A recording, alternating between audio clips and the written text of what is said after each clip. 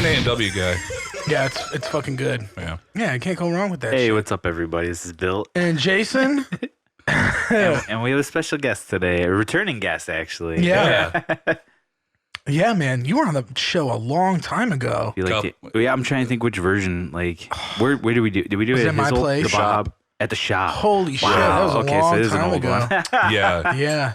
Like one of the first dozen, I think. It must have been. Yeah. Dude, your episode was like one of the top 3 most played for a while. I don't know why. For like the longest time. Well, you were one of the first guests we had. I would have thought Scarlato would have had me beat. Oh, something happened. Oh, shit. know. What the fuck? Bill. Scarlato came on again, right? He came on twice. He's been on twice. I think. We still haven't gotten Rick on. Yeah, he refuses. He refuses. Why? Nah, I don't know. Dude, Rick's always so fucking nice to me, man. I bet I could get him to come on. There you go. Yeah, I could get him to do it. He's always like just cool. entice him with beer. Yeah. All right, yeah, he's such a nice guy. Sorry about that, guys. Yeah. At least we'll have the audio. Yeah, that works out. Oh, fuck. Oh, cool. It's going to be like an editing nightmare for me later, but I'm going to make it happen. We'll see. Yeah. You want to introduce yourself? I'm Jordon Pop. Hell yeah. Producer extraordinaire. Jordon Pop. Hell yeah. Fuck yeah. We were just talking about root beer. And then before that, tracking sessions and whatnot. A&W's sick, though. A&W's where it's at. Yeah. The restaurant in Canada is so much better than the restaurant here, too. Yeah. Really? Yeah. It's so fucking good. I think I've had like AW like twice in my life. And it's every time I've gone to Oktoberfest. Oh, God. Because you pass it every time. Yeah. Yeah. It was good, man. Oktoberfest. How many of those have you been to with Rick? 3. Yeah, where are those? So it's always in Milwaukee, and we haven't done it in a while. But like I don't even know how it started. I think Rick. It definitely started with Rick, and he. It's just like in this little campgroundy area. Yeah. Okay. And the first time I went, the rule was you could bring any fucking cup, glass, whatever you want. And they fill it for you. I think eventually they stopped doing that. Yeah, they don't. With beer? Last time. Yeah. Like that fest like we went to. really good beer, too. It's not bad. Like good really, beer. really good. Remember that place, the street fest we went to? No, this isn't like a street fest. I know it's not. It's Oktoberfest. Are you talking about the one that's on like the north side? There was one that just happened that we went to. Dark Matter did it. Okay. It was Dark Matter Coffee. Oh. And it was just like you got a cup and they would like fill it, all the beer was free. Yeah. It's not, it was like craft beer. So up there, it's like you pay a certain amount for a big stein, and then it's like half the price to refill it. And you just keep the stein, or you can bring it the next year. Yeah, and just that's cool. So we just hang out, eat a bunch of food. Yeah, food's like fucking awesome, like good old German food and stuff like that. They have the Oompa bands playing all fucking. Oh hell yeah! I don't know. It's a blast, and then eventually Rick wisened up and was like we'd get ahead of time and get like a hotel like 2 blocks away, 3 blocks away, so we could walk always there and back. That La Quinta, I think. La Quinta. It's that. Yeah, I think that's where we stayed last time, and like it was fun, but it always ends disastrous. So everybody just gets wasted. Almost got kicked out of the hotel. Not the last time we went, the time before that. Damn. Rick and our buddy Alex got smashed and decided to go swimming in the pool at 1 in the morning. And that's against the rules. Very. Yeah. So liability I'm in the reasons. hotel.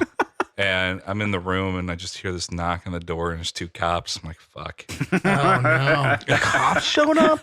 Yeah, because I guess the night manager called the and you have to remember, because the guy had come by. He's like, you got to get out of the pool. You can't be in the pool. Plus, they are 2 big dudes. Yeah. So I'm sure the manager's like, I'm not trying to stop that. There's Rick, and then our buddy Alex, who's like another inch or 2 taller than Rick and bigger. Oh, shit. Just like, most of the dudes we went with were all big dudes. So it's got to be terrifying for anybody that has to watch after 2 nearly naked, gigantic men. That's sick, man. I would have definitely gone to the pool, too. I fucking love hotel what pools. else happened that night? They came back, and Rick started throwing Taco Bell at the TV. Fair enough. Oh, great. I know. I poured a bottle of Gatorade into Alex's bed. Whoa! Which he then blamed on Rick. Yeah. And then flipped the entire mattress and bed on top of Rick. I've got video of that somewhere. Whoa, Jesus. Oh, yeah. I know one of the nights Al ended up sleeping next to like the dresser credenza or whatever, like literally just that's the last time I went. Yeah, that was the last time I went. No, like sitting down, just like hunched over. And fucking slept like that. Like, Alex and I had the no party room, and you and Al came in and hung out in the no party room. And because I wanted like that an alien room. In the corner. It was way better. Yeah. The other rooms were terrifying. There was just so much boozing. How long ago was this? It was a while ago now. What, 3 years ago? 4 years ago? Maybe longer. 2014. I think. Oh my god. Oh damn. Okay. 5 years ago. I was still working at Bar Louie, so I think that was 2014. Fucking A. Yeah, that was. Yeah, that was a rough. That's nuts. Yeah, fuck, man. We don't ever do crazy shit in hotel rooms. I don't think I can do that again at this age. I mean, my name wasn't on the room. Whose name was it? Was it Rick's? I don't know. Well, yeah, fucking hopefully, man. If he was ringleading that shit, dude. I never put my name in a hotel room. Fuck that. No. Yeah, absolutely not. Like, he never asked me, but if he did, if I'm going to be alone. Yeah. If it's my room, sure. Yeah. Nobody can come in, yeah. But no, not with all those degenerates. Like, yeah, jeez. Because wasn't that also like Anthony's bachelor party? Yeah. Part of that too. Yeah. So like they were like all ready to be fucked up because they were fucked up the night before and like, well, keep this going. I was like, Jesus. It was it was rough. That weekend still kind of scares me thinking about it. Yeah, a little bit.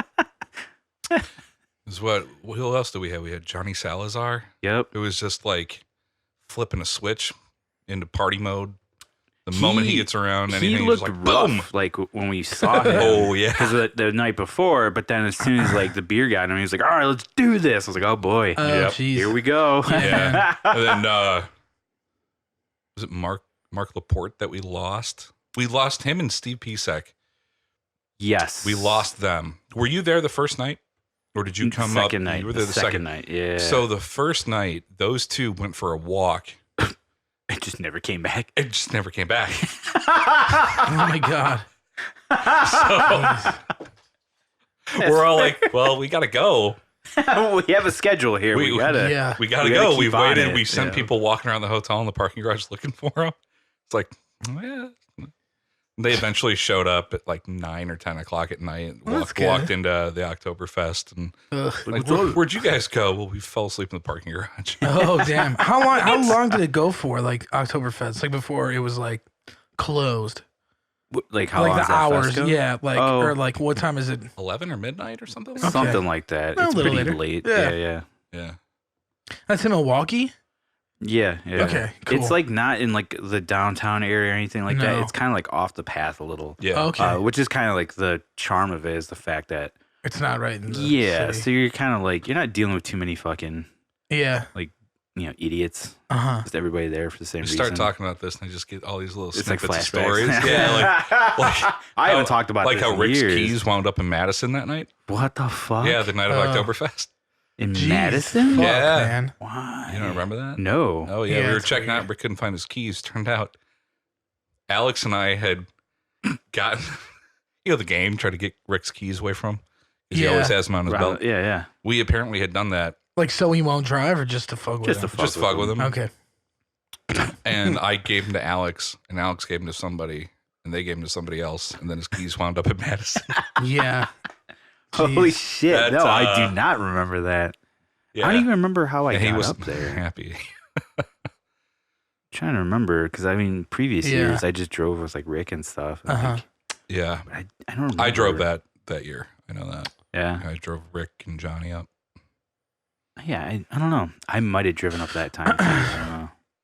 Either way, it was a blast. Yeah, dude. I've never done shit like that. I mean, the closest thing is like we get a motel room and then everybody goes to a strip club on tour and then I stay back and chill in a hot tub. That's what I did in fucking. That's smart. It was sick, dude. We fucking played it was an off day and we were going into Quebec City in Canada on this last tour and like I drove all day and we like pre-booked a hotel room because we don't know anybody there at the time at least. And we were like, well, we'll just do that and like chill there. And then everybody wanted to go to like a Canadian strip club. And I was like, I don't want to. And there was like a spa room, they called it in the hotel. And I was like, what the fuck is that? And they were like, oh, like just use your, key card and they'll fucking let you come in. No, it's just a fucking hot tub in like a room. It was really weird, but it was sick. And then like they were like, yeah, it closes after like 10. And we got there. It was already like at 9:45 by the time we got there, and I was like, yeah, all right. And then like after we loaded all our shit in and parked the van and all that stuff, and kind of settled it, I went down there just to use my key card. I was like, oh, this still works. Like I could still get in here. And it wasn't off. It was still running. So I was just like, fuck this. Like nobody bothered you? No, nobody even came in there. Because you weren't acting like a fucking idiot. No, like, I just, dude, because I'm sure they're keeping an eye on everybody. And as long as you're not doing something stupid, they're probably I got baked as fuck and chilled in that fucking hot tub for like 3 hours, man. Yeah. It was so sick, dude. I put on some record and I was just like, it was so fucking sick. I almost like fell asleep in there, which is kind of scary. Yeah, that's how you die. Yeah, I didn't. So I'm still trucking. Yeah. But yeah, I mean, I went back in the hotel room and fucking like passed out, and I didn't even like. I barely woke up when the guys came back from the strip club. Really? Yeah, because me and Alex, like, we share beds on tour usually, and we try to divide up the snoring because I snore a lot and Jason Max snore a lot. Alex kind of snores, but like it's always like a symphony of snoring, if you will. How do you guys do it? There's 5 of you, so usually, and Max actually has back problems, so he actually will sleep on the floor most of the time. Oh, really? Just because he thinks it's more comfortable for him. So I fucking hate sleeping on the floor. So I never volunteer, but it's usually never an issue because usually he does it, or like Alex sometimes likes doing it. Adrian likes doing it sometimes, and that's fine because I never like doing it, and I'm just like, okay, like that's cool. There's a couple nights on that tour where like. We got motels, and I had a bed all to myself. Nice. How'd that end up? Everybody was too drunk and just slept in the van. Like that show we played in Sault Ste. Marie was at a hotel, and like a mom and pop hotel, and they gave us like discounted rooms, and like that was it wasn't like the best show. It was like a routing date, so we were just like, yeah, whatever. So. We played the show, then all the bands, we just got a bunch of beer and partying in the parking lot all night because we all got rooms at that motel. Yeah. And, except in Fury, they didn't because they never got fucking motel rooms. How often were you guys getting rooms? It was more often than not on this tour just because it was almost every place we had never been to before. But we did luck out a lot in finding places to stay. It was like the motel side was definitely on like the front end of the tour as opposed to the end. Like we were finding places almost every night. Like after that, awesome. Even in like Quebec City, we found a spot. Montreal, we were covered. Most of like that, it was the east coast of Canada that was harder to find spots. And Quebec, the whole province was a little. I mean, it was fine with us because we knew people that liked our band. They're like, oh, you could stay with us, which is sick. Yeah, there you go. But it's mainly like French over there. Everybody speaks French as the first language, so.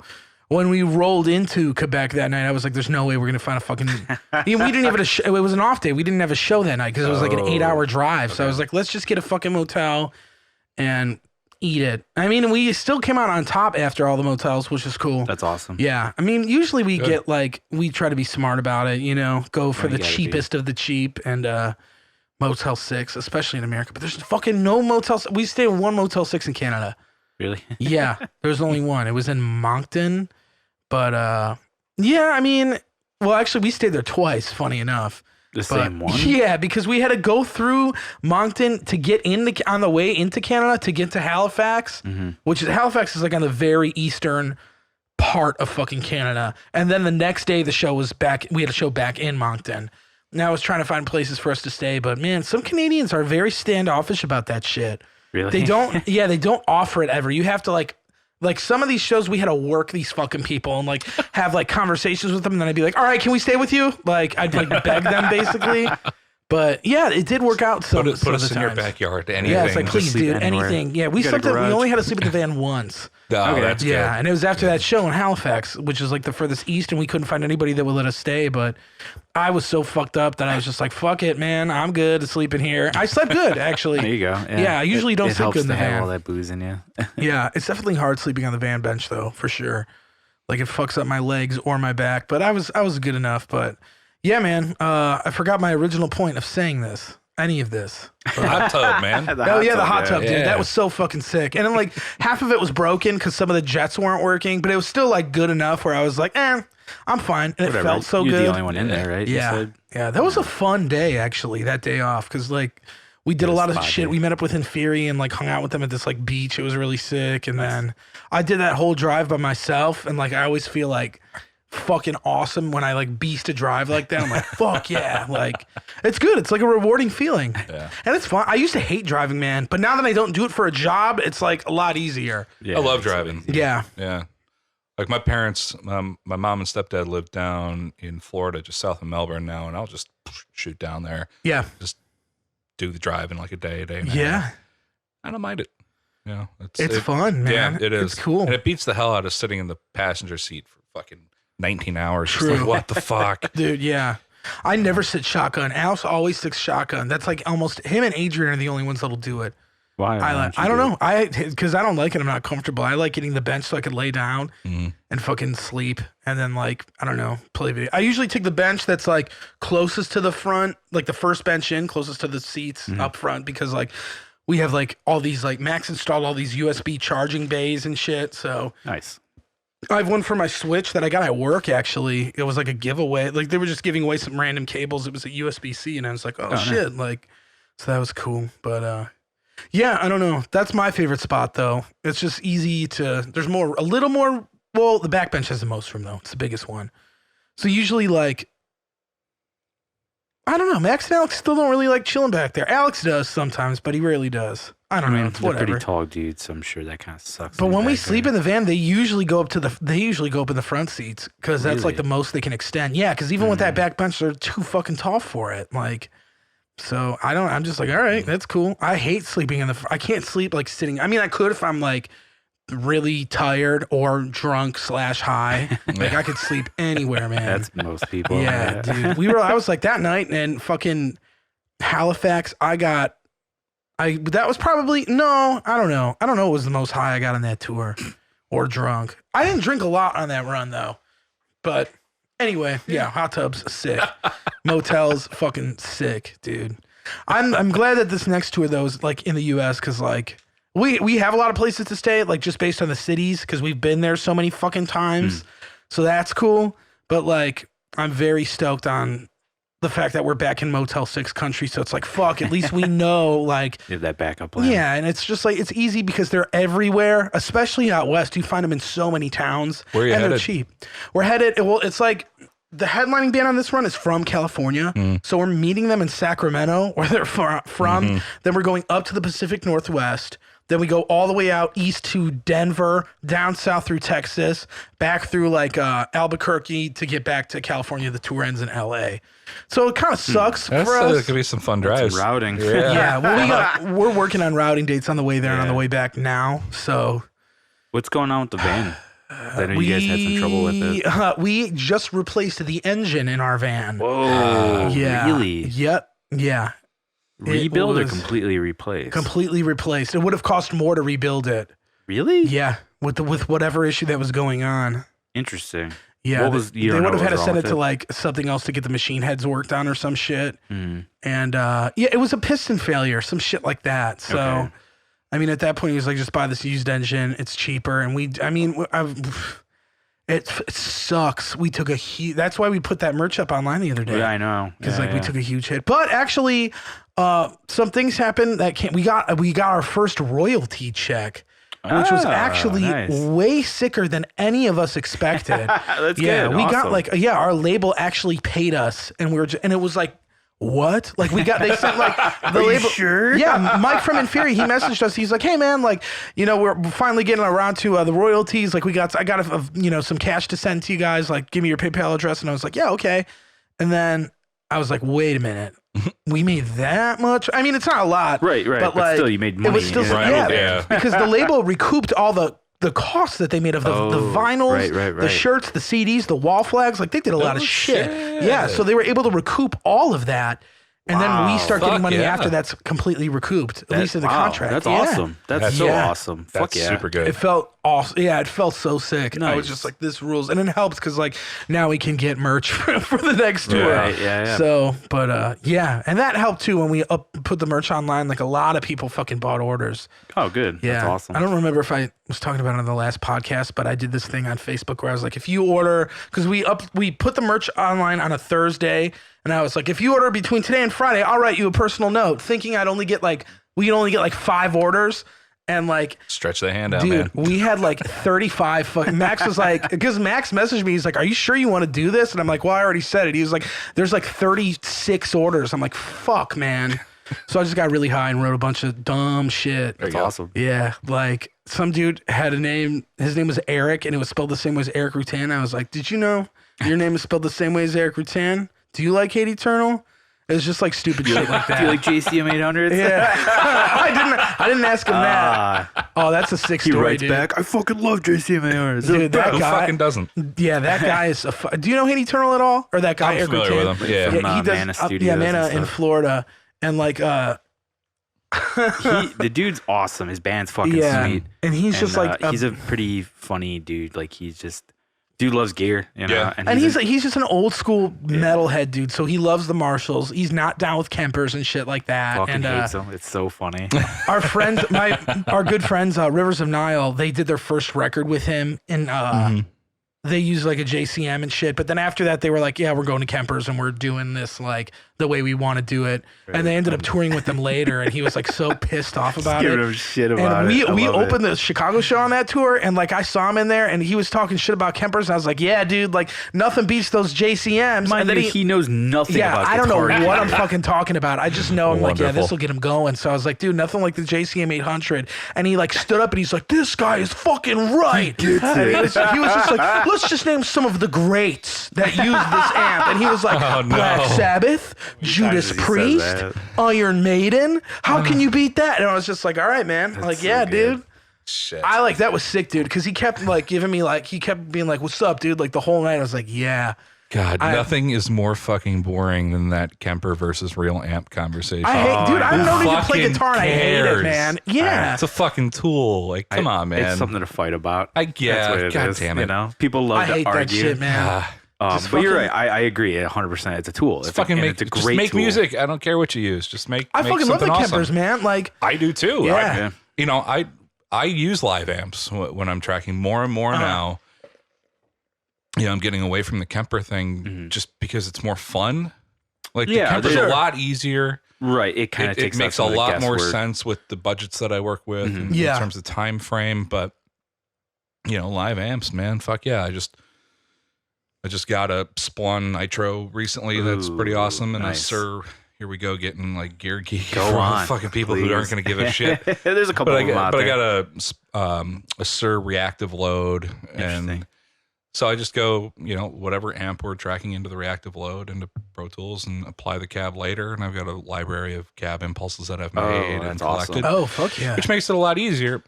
And you know, I never looked at the Kemper as like go download a profile and then do your record with that. I always looked at it as like a tool for recall or creativity.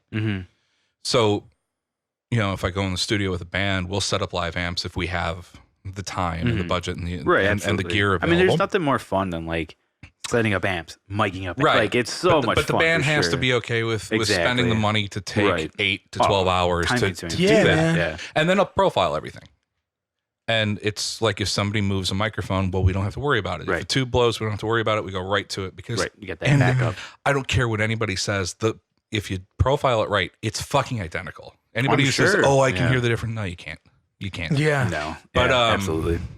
But live amps are a lot more fun and it's a lot more unique. You know? So absolutely. it's Yeah. rare that I'll use profiles that I made for another project, unless it's like cleans or like leads or solos. I have a set of profiles that I like as a starting point. Okay. And then if those don't work, but like the main rhythm stuff, yeah, the Kemper's more of just a recall tool. Yeah. Oh, you it's know? a great like backup plan. And it's you know? honestly, as a guitarist and songwriter, it's one of the most inspiring pieces of equipment that I've ever owned. Oh my god, dude! It's like it's Yeah. changed our band like completely. I put vocals through it with that crystalizer delay because That's cool. there's no like there are crystalizer delay plugins, but they don't quite do that symphonic thing that the Kemper does. So I'll pump vocals through it. That's awesome. Because I've just got it on Spidiff in and out. okay. So Yeah. I can just throw it on like a anything plugin. in there. Yeah. Oh. Okay. So I use it all the time. It's That's great. awesome. Yeah. Yeah, we've been doing. I mean, my band now does like the what is it called? So they're completely sequenced, and all their changes come from the Yep. computer. So yeah, we You did that. We did that. Yeah. That was life changing. Dude, it's so sick. It takes It's off so amazing. I much wanna do pressure that every so night, bad. man. So the reason, so I had started doing it before we had the Kemper, Right. and when I was using that the diesel rig, and I had this little MIDI to Ethernet box that would shoot. It would convert MIDI, send it via Ethernet to my pedal board, convert it back to MIDI, and then it would go into my ground control, and it would control the rig. And that was great. It was wonderful. Yeah. I didn't have to touch anything. And then when we went to the Kempers, I was like, oh, there's so many more possibilities here. Like you can do stuff like if you're playing a part where you need the gain to increase gradually over a certain period of time, you can do that. Or there was one song where I just didn't want to be tied to a pedal board working a wah pedal for every chorus. Right. So I just programmed the wah sweeps and stuff. It's like, or, if you do like what we did, because we were morons and it took 5 years. It took 5 years to record the record. We overproduced the shit out of it. So there were little parts where like an effect would come on for like a quarter note and then go away. Instead of just being like, there's no way to do that. That's impractical. Well, now we can just turn it on, turn it off. Program. It was amazing. And then we eventually started getting into programming because we had in-ears and stuff. Sure. We started programming the X32 That's as well awesome. to shut off like the So backing awesome, vocal microphones when Fuck, nobody was singing. And then when that's somebody would sick. hit their cue, the mic would turn on, Unmute it. and then it would go away. That's so awesome. You could automate the click track. You could change the mix if you needed to. It was Yeah, wonderful. we're trying to automate my fucking kicks because like for like the clean parts. So like the Right, trigger so that I it changes use. the Oh yeah, you Yeah, trigger it. to try and do that shit. I It mean, shouldn't be hard to do it. my thing's got a MIDI No. out, so me and Jace was talking about figuring it out. So the quiet parts, like it's not It's like not the metal. Yeah, Yeah, you can have something like- that's a little softer. yeah, definitely. yeah. It This would- should not be hard to do at all. Dude, No, I just absolutely fucking not. hate the way like my. No, I love no, our no. kick sample because we took the kick sample that we do for my record now. For sure, for yeah, our yeah. record, like Yeah. put it on an SD card. I have the Roland TM2, sounds which awesome. is like the shit. You just pop in that SD card, and it sounds Yeah. great. But like, yeah, for the quiet parts, I'm like, God damn, man, I wish there was like Yeah, some that's the type of only, control I could do bummer other about than like that. shift through it. And I'm like, I don't have time to do this. But Drum triggering was the thing that always scared me. yeah, I was always worried about like is the sensitivity on the trigger going to be right? Are there going to be missed triggers? Like how It's much hard, of a pain in man. the ass is it going to be to dial that in? dude, I still So have that's a trouble whole other sometimes world. doing it. Yeah, man, it could be a headache. But I mean, now they make so many different types of triggers where it's like, if you have the money, it's like a flawless thing. Like Yeah. Foot Blaster makes those triggers now, which is like you just attach it to the bottom of your pedal, Right. and that's it. Literally just Oh picks yeah, up like and the there's motion. It's like the Axis the ones. that do yeah, that. yeah, The yeah. hammer The triggers. hammer ones. Yeah. Those are really cool. But But I've heard those always those are break off. super faulty. I know a ton of dudes. But I've that heard like, those super accurate. They are So accurate. it's like, they are very accurate. what we ended up doing was we just mounted a PZM microphone in the kick drum, and thankfully, I mean, we weren't doing anything that was crazy complex or fast, and Steve was a heavy enough hitter that it was just consistent every That's night, awesome. so Oh, we that's didn't really good. have to worry about it. I had started toying with the idea of processing it in the X32 and sending it out, but if the X32 goes down, then. But I'm not in the band anymore, so it doesn't fucking matter. It's good knowledge to have. Was this, though. Yeah. was this Sky Sky Machine? Machine, yeah. Okay. Yeah. Are they still doing shit? No. No. Right? It's not. No. No. Yeah, I didn't think so. I left December 2017. Yeah, so it's and- been a little bit. Yeah. Almost 2 years, kind of. Yeah. No, nothing's happened. Yeah. That record that we did, that full length that was supposed to come out, is still just kind of sitting around doing Sitting nothing. there. Yeah. Yeah. Did you get it mixed and mastered? We got half of it mixed by Nolly, That's sick. and that was wonderful. And that was basically like I produced the fucking thing, and I had mixed the EP that we did because we recorded all the songs in one go. And we just split it to an EP and a full length. And I mixed the EP, and I hated doing it because I was too close to it, and I was never like. In retrospect, I'm really happy with how it came out. Other than It does sound really good.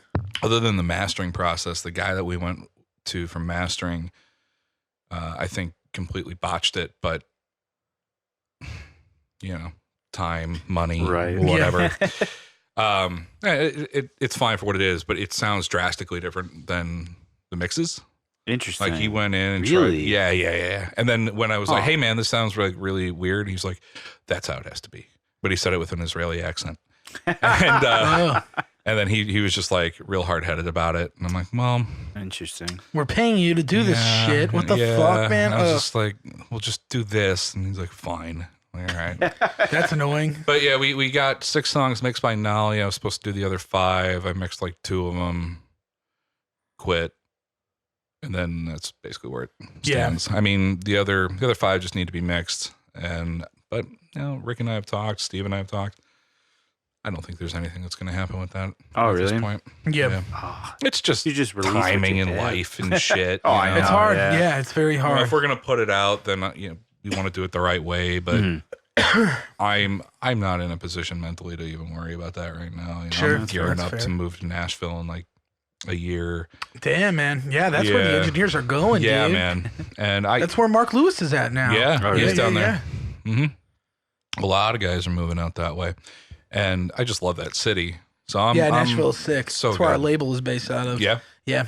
It's one of the few cities in the country where I go there and like I feel immediately at home. Like, I belong here, But I just don't think anybody's, Steve's got his thing going on with Qualia and then he's got some other stuff in the pipe that's working out for him. Pierre's going to school for audio production. Oh, cool. Ben's, good for him. Yeah, and Ben's in that. He just released punk band, and then Rick's being Rick. So I don't know. I don't know what's going to happen if anything does. But yeah, what was the point of that? I forgot. I don't know. We were talking about campers and gear and gear. Oh, you know what I wanted to bring up because this kind of ties into the whole thing. Yeah, and this is sick because I want like an actual audio engineer's perspective on it. But I was having this conversation with somebody at work the other day about how like. Because I somehow was watching part of that Black Album documentary that Metallica. I think it's A Day in the Life of Metallica. But just a year and a half in the life of Metallica. I love that documentary. Dude, it's awesome. Yeah, it's sick. I love all the Metallica documentaries, especially the Saint Anger one. I think it's so sick. That is one that anybody who wants to be in a band long term should watch. Yes, just for like the psychological shit. Yeah, dude, it's insane. Oh my god, I love that album. I love that album and I love that DVD. Fair enough. Yeah, dude. Me and a bunch of the dudes in Warforged are like, we're gung ho about Saint Anger. It's I honestly, before I segue into what I wanted to say, my go-to Metallica records now are like Load and Reload. Me too. Yeah, I love them. I think they're so sick. They're such good like modern rock albums. Completely goes against what I posted earlier today on Facebook. But I love those records because of how they sound. Like the music's great, but I love those albums. Just pummel you. Like they just sound massive. They sound great. I find that and the Saint Anger period of that band very interesting because you could see how like vulnerable they were as dudes. And I think Saint Anger has stood up a lot better than people probably thought it was going to. Yeah, it's a good record, man. I mean, there's some cool, the production, if you could get past that and like everybody's nitpicks, I think it's like a really raw record and it made sense for them at the time. Like, just because once you watch Some Kind of Monster, it just it makes sense because you're like, these guys are fucking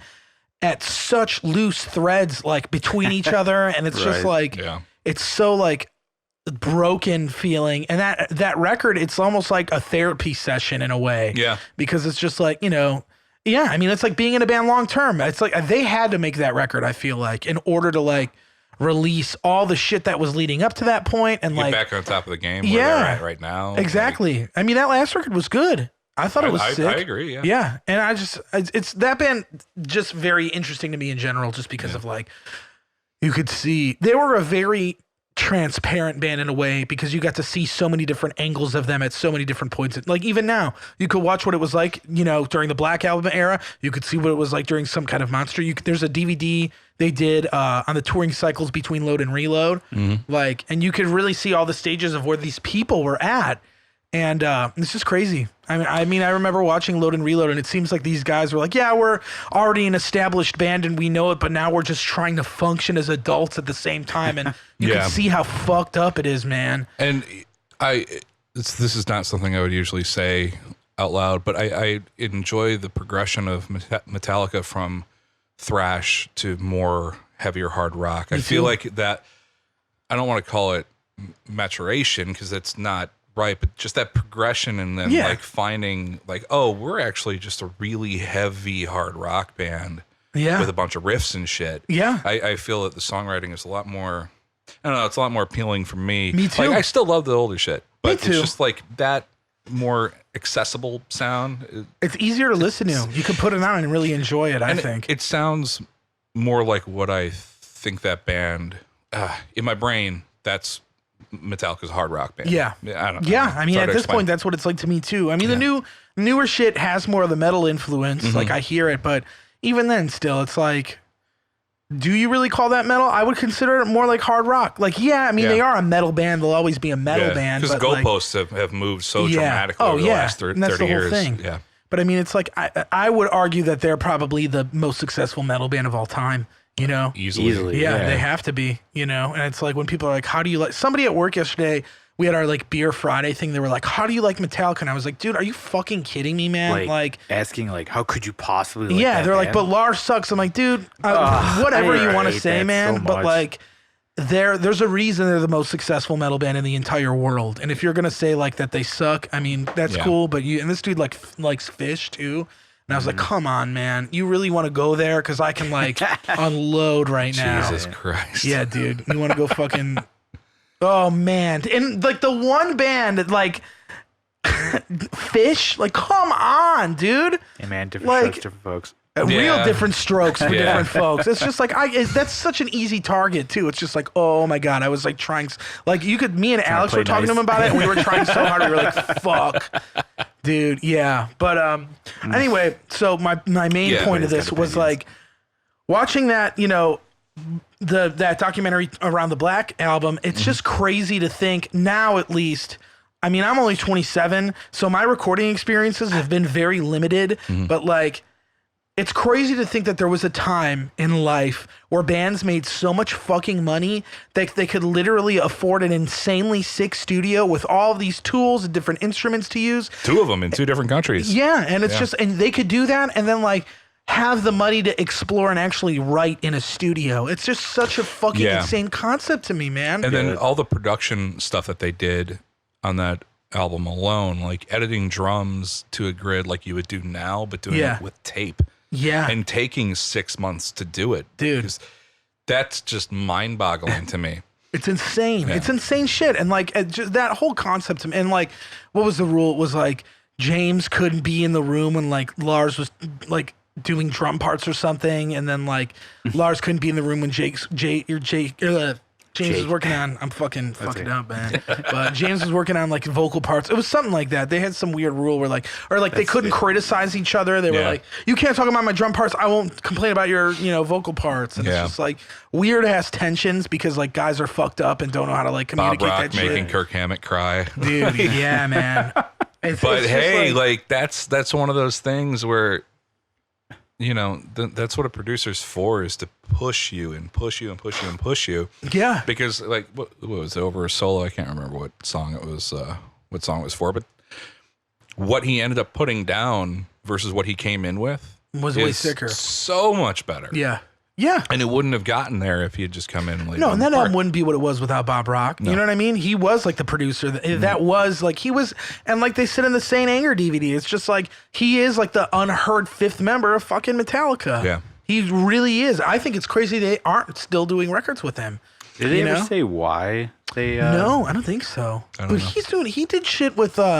He's done a lot of stuff. With Black Veil Brides. I read that he was doing an album with them. Yeah, which is like weird as fuck to me. But they've worked with producers that make me go, what? Yeah. They worked with Warren Hewart, which is like, he's more of like an indie. Like he did 21 Pilots. Oh shit. Like what? You know? That is weird. So they've worked with some strange producers. Yeah. I find it super interesting because now it's like, I mean, the game has changed quite a bit since then, but now it's just like every single time, at least a band that's like of a lower caliber, like studio sessions. I mean, even for us too, it was like studio sessions where it was almost like a stressed out experience because it's like, this is all the money we have to fucking do this. Yeah. Like, we have to make sure we get this done and this time. And it's like, we just prepped everything as much as we could up until that date. So we had the tools ready to go once we were in there, you know, scratch tracks, click tracks, like demos, pre-production. I mean, we pre-pro'd our whole record before going in. That's awesome. And like, yeah, it was great. It was great practice. We had a lot of tools to get through it. Like it definitely helped me do drums for sure. And yeah, because you've got a roadmap. You know, it allows you a little bit of creative like expansion when you're working there. You can go down like a rabbit hole because like, well, if that doesn't work, I can just come right back to what we had. Yeah. Like, that's already there. And that was the whole thing. Like I would record E-drums on Ed Max's house. I would just record on his V-drums kit, like the Roland kit of and it gave me a chance because we have all those stupid time signature switches. It just gave me a chance to be like, all right, like I could fuck around with a bunch of different ideas here. And then, once it translates over to the studio, at least I have a couple of options as far as like, all right. I mean, I definitely, there was still every single time you're doing something like that, there's so much more you could do. But like, I definitely did more than usual. But it's just crazy to me, man, that like, because I remember one time I was having a conversation with Nate, our guitar player, and he was, he went to Columbia for recording engineering and shit. And like, I mean, I remember him saying like, it always stuck with me. He was like, man, time in the studio is supposed to be like magic, man. It's not supposed to be stressful. And it's like, dude, what? Like, he's right. He is right. But it's just like, I'm so foreign to that fucking concept, dude. It's not really a thing anymore. It's a constant battle. And it's the reason that I do package rates. I don't do hourly. The only thing that's hourly or daily is when we work out of Kiwi. True. Because I don't have any control over what their rates are. Yeah. But for me, it's just like, this is the money that you're going to spend. It's all in. However long it takes, then that's fine. With some caveats. But because the thing is, like, I don't want the people that I'm working with or who have hired me to be stressed out. I want them to come in, just do their thing, play the music. It's like if they're stressed, just put it on me. Like if somebody's having a bad day and they need to vent, just fucking yell at me for 20 minutes. That's fine. Like and maybe take a break or something. If you've got management or a label breathing down your neck, fucking put me between the band and them as much as possible so that they can actually get the work done.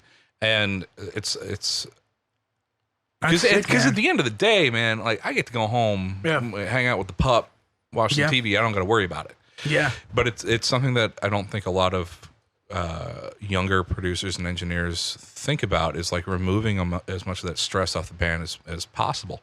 But then the flip side of that being sometimes you just got to sit there and scream at the band. Yeah. That's true. Sometimes that happens. And it's happened a few times to me over the last year and recently where I had to sit there and like fucking yell at a band. And it's like, do your fucking job. We're here to make awesome music, and if you're not willing to make awesome music, go somewhere else because I don't want anything that I do to not be the best it can be. More often than not, things are pretty smooth, but if guys get lax, you got to poke them a little bit, right? Get them pissed off. Dude, just some of the attitudes of these bands. Like, I'm not a fan of Glenn Fricker. I think he's obnoxious and shit.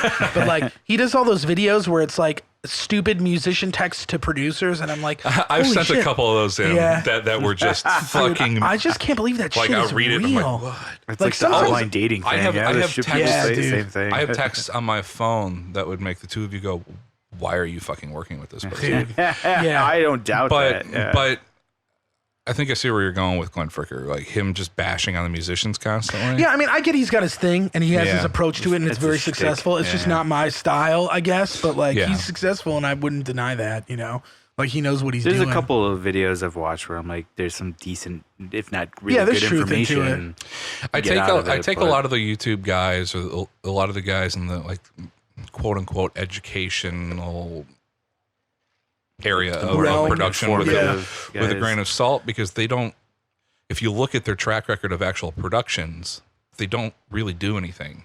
They just proselytize. They just say like, here's how you should do it. It's like, but you haven't produced a record in 4 years. Dude, and that's what you're ranting at a camera every week. It's like, but see, Glenn Fricker, he's good at it though. You know what I mean? He's good at what he does. He is good at what he does. I just don't think he's that funny, and like that's just my opinion. But like, he's leaned really, really heavy into that personality.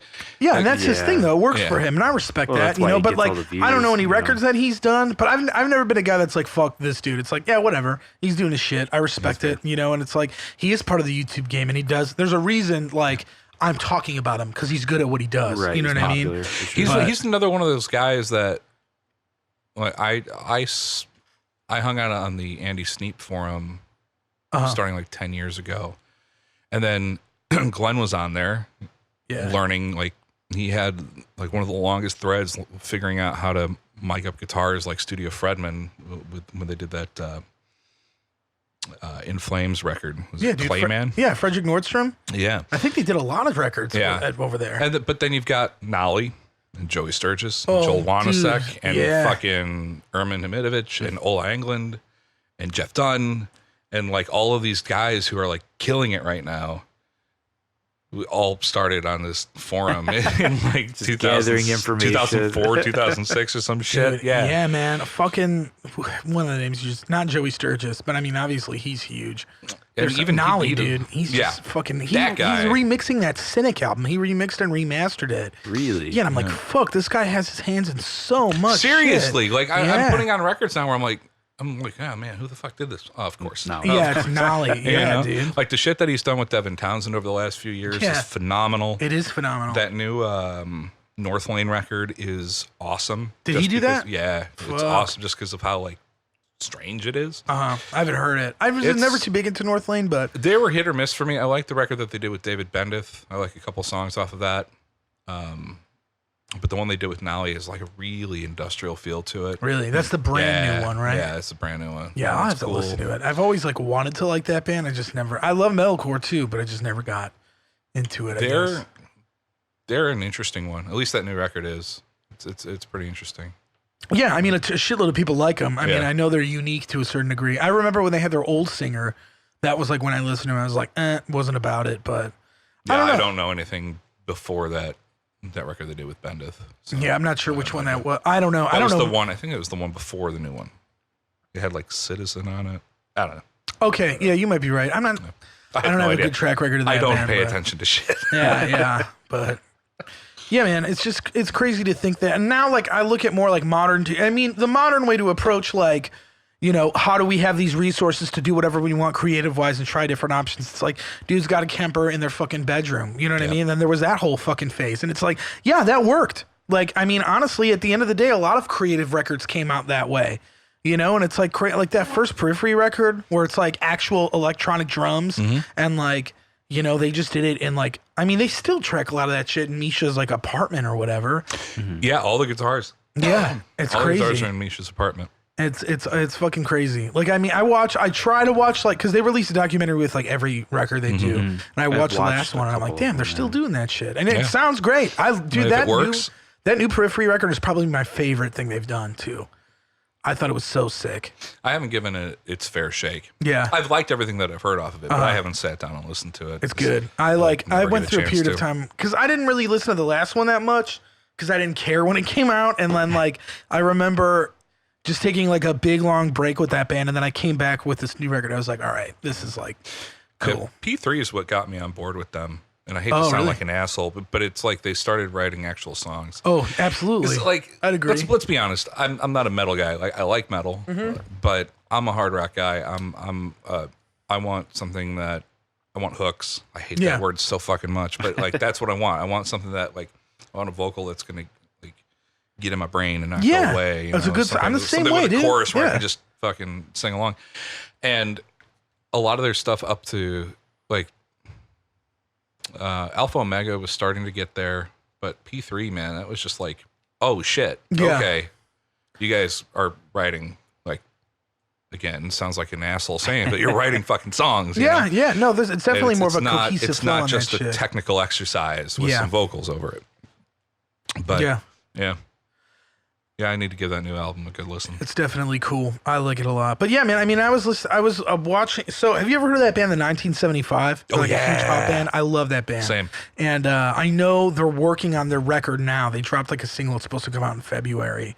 And like, didn't they just release something a couple days ago? Yeah, that new song. Yeah. And it's supposed to be more of like, I guess like a punk song, because the dude is like kind of screaming out. I actually don't like it, which is funny because it's like he's screaming in the song, and it's like it's more of like a refused feel almost. Oh, I like it's very weird, but it doesn't sound like refused. Like it's not as sick, because maybe it's my predisposition in my head where I'm like, this band does not fucking sound like this. But it's like maybe I will like it in context of the full record once it drops. Yeah. And they've always been a band that's like all over the place. Like they make so many different types of songs, but like I just don't.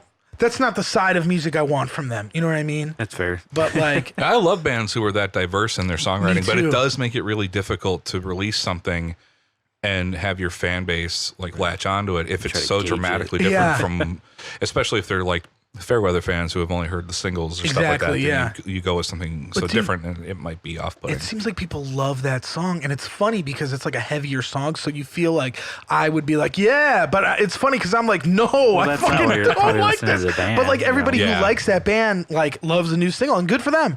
But I know that they were recording a lot of their new album. They had a makeshift studio in their tour bus, like in Europe and in the US, and it's just like, fuck, that's nuts. Like that's crazy, dude. So they would literally like just write shit all night and then play a show and then write shit.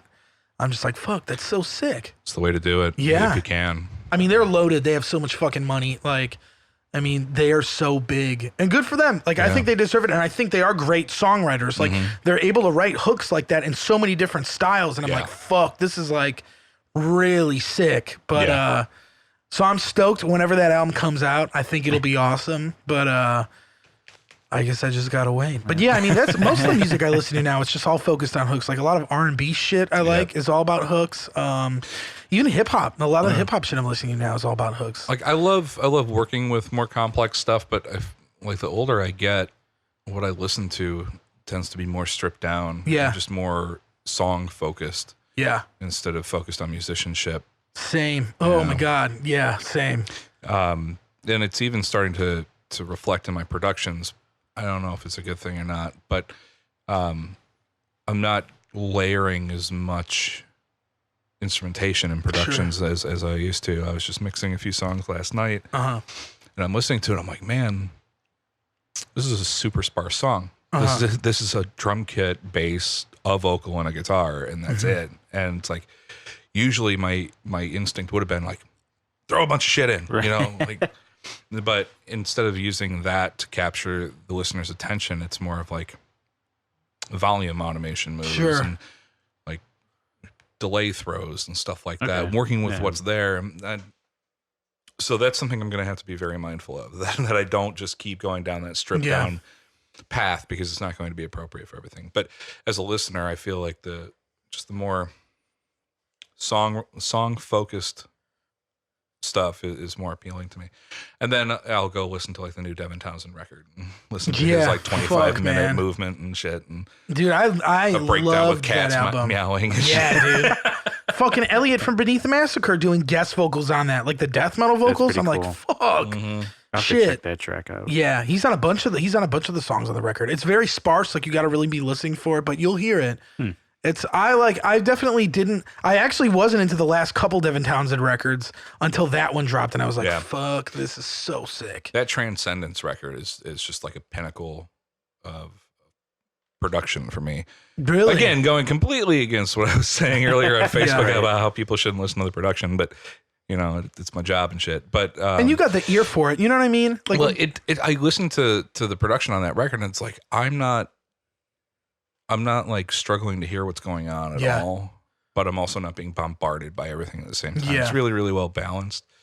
I gotta listen to it because that was the record I didn't really get into that much. I bought it, and like my dad's a huge Devin Townsend fan, so he listens to all of his shit. But that was one that just didn't click with me. I really liked just the regular shit he did for the Z2 album, not the Ziltoid side, but like the whatever that other album was called. Yeah, that he included with that. I thought that was great. The deluxe edition of Transcendence has all the pre-production demos, and I think some of the better songs are actually on that. Dude, that's how it is with almost like every record he puts out. That's sick because you could buy the deluxe edition. It's got this whole CD full of like pre-pro songs that didn't make the cuts of the record. Crazy, I just threw that out there. It's so much. And it's to the point where it's like you don't have to worry about, oh shit, was there something better that could have been on this? Because you're just gonna get it anyway, right? You know, pay like an extra $2. It still sounds like awesome for pre-production. It's like shit recorded in the rehearsal space. Like, it's like fuck you, man. Yeah, dude, it's definitely a flex that he can do that shit. Right. It's sick. This is me at my worst. Check it out. Fuck you. Even on Spotify, all the deluxe tracks are for every record are on there, and it's like so fucking cool. Like I remember, I'll have to check it out. He's so incredibly prolific as a songwriter. It's ridiculous. Yeah, and they're all. He writes some bangers, dude, and I'm just like, fuck. How did this not make it to the record? Even that country-ish record that he did, Casualties of Cool. That was great. Yeah, that's one of my favorites by him for sure. It's so sick. So dude, good. God damn it, man. He's just one of those dudes where it's like I listen to one record and I'm like, here we go. Yeah. But I've been doing that with, I don't know your thoughts, either of your thoughts on this, and it's fine if you hate them, but that new Tool record, I like it. I like it. I haven't listened to it. So I heard the first single. I heard the first single when it came out, and my reaction was that was certainly 10 minutes long. Yeah. And then I listened to it again, and I was like, sounds great. But and then I listened to the record today, and I was just like, man, nah. I like Tool. Oh, you do like Tool? I like Tool, but I listened to it and I was just like, I feel like I've heard all this stuff before. Like the second song on that record, when the bass line comes in with the delay on it, I'm like, God damn it, dude. Like, I've heard this before, you know? Like, I understand there's like, would it have killed you to have like a mildly up-tempo, and I mean up-tempo, like maybe a little quicker than 80 BPM song on the record, you know? But I think it's sick, man. I love it. Tool fans are going to love it.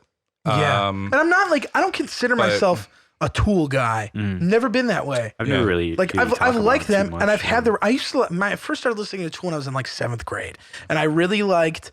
I was like in 7th grade when 10,000 Days came out. I was gonna say, wow. So I was like in 7th grade or 8th grade. I was in middle school, so like I really got into them when like that was about to come out, and I bought Lateralis. I was like, yeah, this record's sick. And then 10,000 Days came out. I was like, oh, I love this too.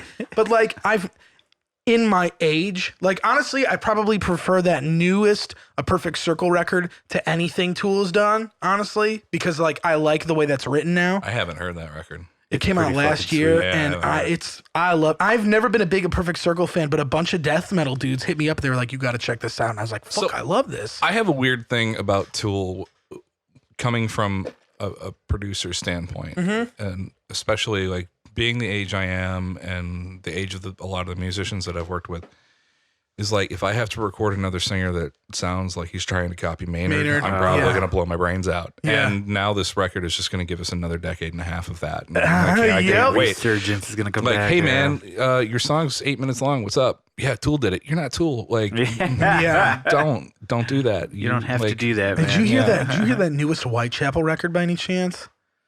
No. I think you should check it out. Mark Lewis did it, and there's clean vocals on it. And yes, I have heard a couple tracks off of that. Yeah. It's good, though. I really like it, honestly, in my opinion. Naveen's on drums. Oh, cool. And it's like not just a straight deathcore record. Phil Bozeman sings, and it's kind of in that like Maynard style. But he does some shit that's like almost contortionist-y crossover shit. Yeah. And I love that. Was Mike Lassard from Contortionist. Oh, I love that band, and that dude is a phenomenal vocalist, yeah. That EP is so good. Did you check it out? The newest one they dropped? No, I haven't. Oh, it's so sick. Who did they just did that with? I think it was Jamie King. I thought it was Jamie King. Jamie mixed it. Okay. Then I don't know who tracked it. John Douglas. That's okay. Yeah, it sounds awesome. I never listen to music. Yeah, like that's ever. Fair. Yeah. Dude, I don't know, it sounds like you listen more than I do, because like, you're naming off all these bands. Like, I never heard a note by any of them. Yeah, but a lot of them are like reference points for me. Right. Yeah, younger dudes that I work with. Yeah. Being a producer, you probably have to be on top of some of that shit too. At least know what's up.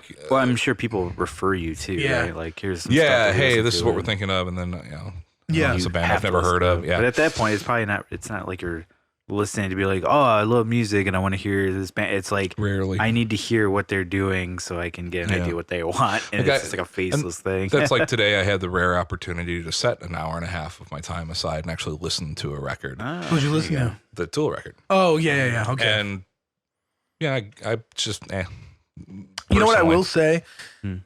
With my disclaimer of not being the biggest.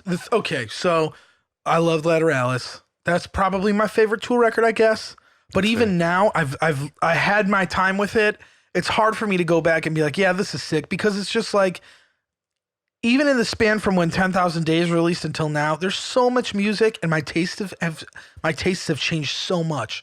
I mean, I was in fucking middle school. I didn't even hit high school yet, and it was like I got this flood of all kinds of other music where it was just like Tool never.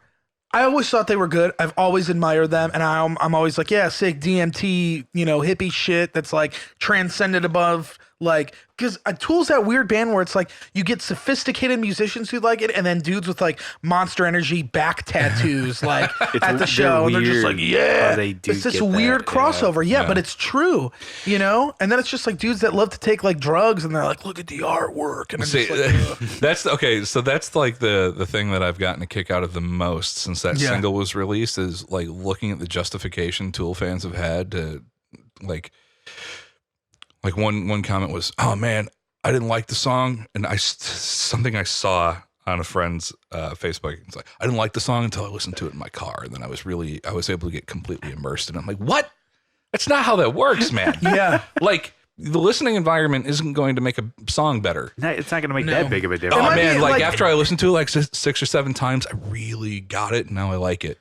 The first time I did listen to it, we were on the road when that single dropped, and Adrian was like, "Oh, let's put on this new Tool song." When you're going 80 miles an hour down the highway in a van, it's not going to sound that great, and you're not going to pick up on all those nuances. No. Then I try to listen to it again on my phone speaker because I lost my headphones that day, and I was like, "Why am I fucking doing this?" I mean, and I honestly, I think that song's the weakest on the record, but like, I have a theory that it's just like if a band is going to take so much fucking time off and build up so much anticipation, I think it's just a guarantee they're going to let people down or people are going to be let down. Like, I bet you if Necrophagus came back and did a record, I bet you it would get shit on. I don't think that there are a lot of people that are let down by that Tool record, though. Dude, I haven't seen it. Maybe all I've seen on my newsfeed is people like shitting on it, and people are just like, "This isn't the same," and I'm like, "But it is the same. It's like, exactly the fucking same. It literally sounds just like a natural progression of 10,000 days. Like it just sounds like they could have written that shit in the same session. Right. You know what I mean? It was like the year and I'm just like, they might have. Rick brought up a good point earlier. It's like sounds like stuff that they wrote when they were in that lawsuit a decade ago that they maybe weren't able to do anything with. It's like, yeah.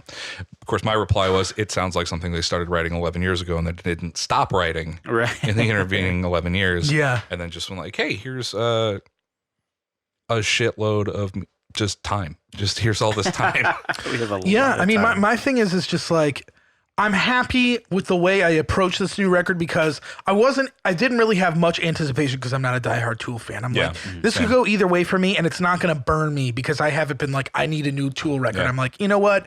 I don't need a new Tool record. I want a new 1975 record. I wanted a new Brockhampton record and I got that last week and it's killer, you know? And I'm just like, I'm happy musically. Let's give this a shot. And then, I listened to it on Thursday night when it was on Spotify and I like put my headphones in. I'm like, I didn't get through the whole thing, but I was like, this is cool.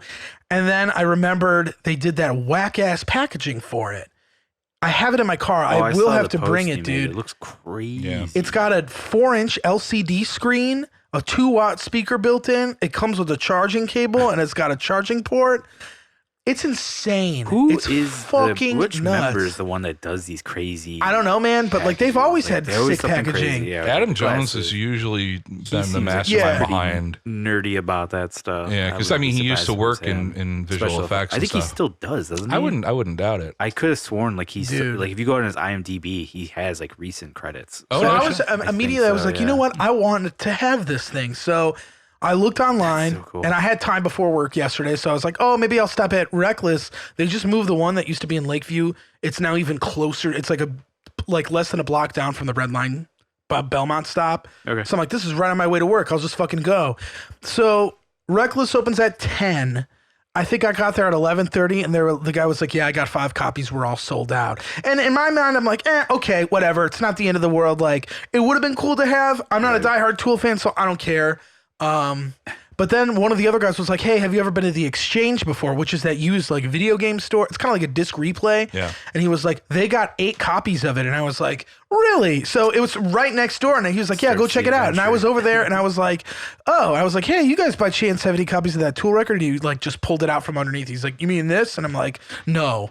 I didn't say that, but I was like, yeah, that one. Holy shit, you found Waldo. It was cheap. It was actually, the CD was, I paid $38.99, which is cheap because Target's charging, I think, $46.99. Yeah, dude. But it's just like, I posted that picture and some dude emailed me. He offered to pay $100 for it. Holy shit, you should have bought 2. I know, that's what I thought. I was like, fuck, man. Like, yeah, I saw a bunch of guys grabbing like 5-6 copies. Yeah, they're reselling on eBay now. I think I saw them for $150. I'm going to look right now just because I'm curious. But like, dude, Yeah. Fuck those guys. Like, that's so shitty. It is really cool to own it, though. It feels cool, and I'm just like, you know what? This is sick. And it's unfair to the It's likely people the out last there. time we're going to see some sort of packaging like that for Yeah. somewhat wide release. I mean, just in general. 10 years from now, it'd probably be totally different. I mean, Yeah. Well, I'm seeing 90. I don't know, man. Danny Carey's 60. I don't think there's going to be another Tool record in 10 years. Is he 60? He's just about 60. And I that think dude he's like fucking 58. rips. Wow, yeah, someone's got it for 250, 250, 130, 91, Jesus. 75 starting bids. Dude, Good fuck. I'm so glad I got one. And like, I opened it and shit. I was like, yeah, like I didn't care at all. And like, we had our like work beer party yesterday. He took it out of the bubble package. Yeah, everybody was talking like, You devalued it. I was drinking at work yesterday because we do our Beer Fridays. Yeah, Beer Fridays at Zounds, and like I was drinking a bunch, and like we were hanging out, and a bunch of people were talking about the new Toolwork album, and they were, and I forgot, I was like already so far gone, I like wasn't even thinking about it. I was like, oh wait, I have it in my backpack. If you guys want to check it out, I was like, I haven't opened it yet, and like we opened it, and we were like, whoa, it was so sick. It is really cool. It is cool. But like. And the artwork's really sick if you're into like that Joe Rogan DMT shit. What's the same guy? It's the same guy every time. Yeah, it's Alex Gray. That's yeah. And he does cool shit. I'm a sucker for that shit. No, but like beautiful work for sure. Yeah, it's I just saw I remember somebody made a meme of it, of the new cover, and it was basically like a strainer that you use in the kitchen that somebody flipped over, and something else where I was like, holy shit, that does look just like the album cover. It's so the album cover fucking sucks, funny. man. I got to look this It's up. a little The actual I'll bring it inside very, before we leave. uninspiring for a cover from Tool, like of all people. Fuck, man, I kind of want to just grab it now. I'm gonna grab it now. I'll be right back. Yeah, go ahead. I'm going to look this up. I want to look up this Tool Man, album. I saw it on Facebook not too long ago. I was like, holy shit, somebody nailed it on that one.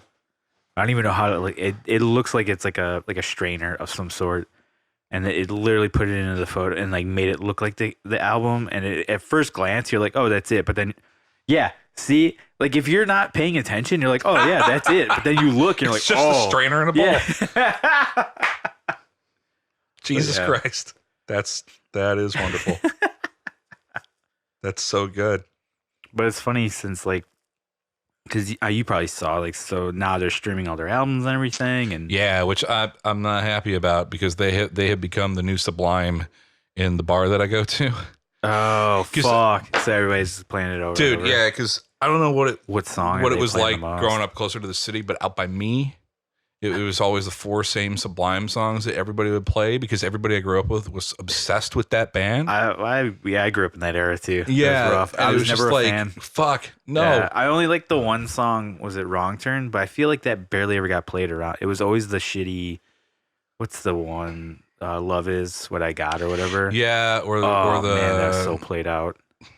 I mean, whatever. Those I 4 can't- those 4 stupid songs. Yeah. But now Tool has supplanted that, and it's just like I don't I'm know, guessing it's like, got to be the Guitar Center riff song. Yeah, that Schism. Is that what that is? Schism. Yeah, okay. I'm sure that gets played a lot. Some shit off 10,000 Days. I can never remember the titles of that. The one about the pot. The Pot. Yep. Yeah. Yep. You know, All Sober, the big singles. Yeah. Inema. It's like, all right, cool. I love that album though. I do really like it. That's the thing is like I like those albums, but now I'm gonna hate those albums Right, because I'm because just you're gonna gonna hear that Or at shit least, like, for the rest of my fucking life. Well, it's a bummer when you have like those kind of people that do only like the singles with a band like that. Where like, yeah, sure, the singles are great, but like Yeah. the albums are And amazing. then, and they're just going to you sit know? there with like their jukebox app, like, hey, let me ruin this album for somebody. Play Just next, play next. Ah, one 5-finger death punch song just to break it up. Everybody likes this song, right? Yeah, I'm putting it on. Like, fuck. Oh, this version's so much better than the original. Oh yeah, 5-finger death. That's a good, yeah. I think they did a way better version of this. So fucking big, dude. Jesus. Yeah. There you go. It has launch codes in it. That's what Bill was talking about. Yeah, it does look like that, right? Isn't that great? Like, yeah, it looks just like it. If you're not paying attention, you could easily mistake Here, that. you got to open it, dude. All right. It's fucking nuts, man. Yeah. That's sick. That art panel. I'm like, all right, that dude's cool. Do I He's have like, this right side up? yeah, no, that's right. it is. Yeah. There's nothing to give it away. Yeah, and then you open the other That's one. awesome. It's a little Little arrow. LCDs. That's super cool. And what does the little screen do? It shows like a visualizer video. Here. Yeah, check it, dude. Oh, wow. Look at that. It's sick, right? That's really cool. Yeah, it's dope. The shit you got to do to sell physical copies, huh, guys? For real, man. Dude, for fucking $40. So wait, does it just shut off and on when you close it? Yeah. That's so funny. It's like those Hallmark cars where they start singing happy birthday to you. Yeah, dude. And But one of they can't actually do it the 'cause they middle don't button, I have the think, is a rights pause to- button, and then you could turn up and turn down the volume. Oh, no shit. Very sick. That's so So funny. should I not start singing Happy Birthday, Bill? Don't. It's actually a licensed Dude, song. I love that shit, man. I think it looks really cool. It's a fucking cool record.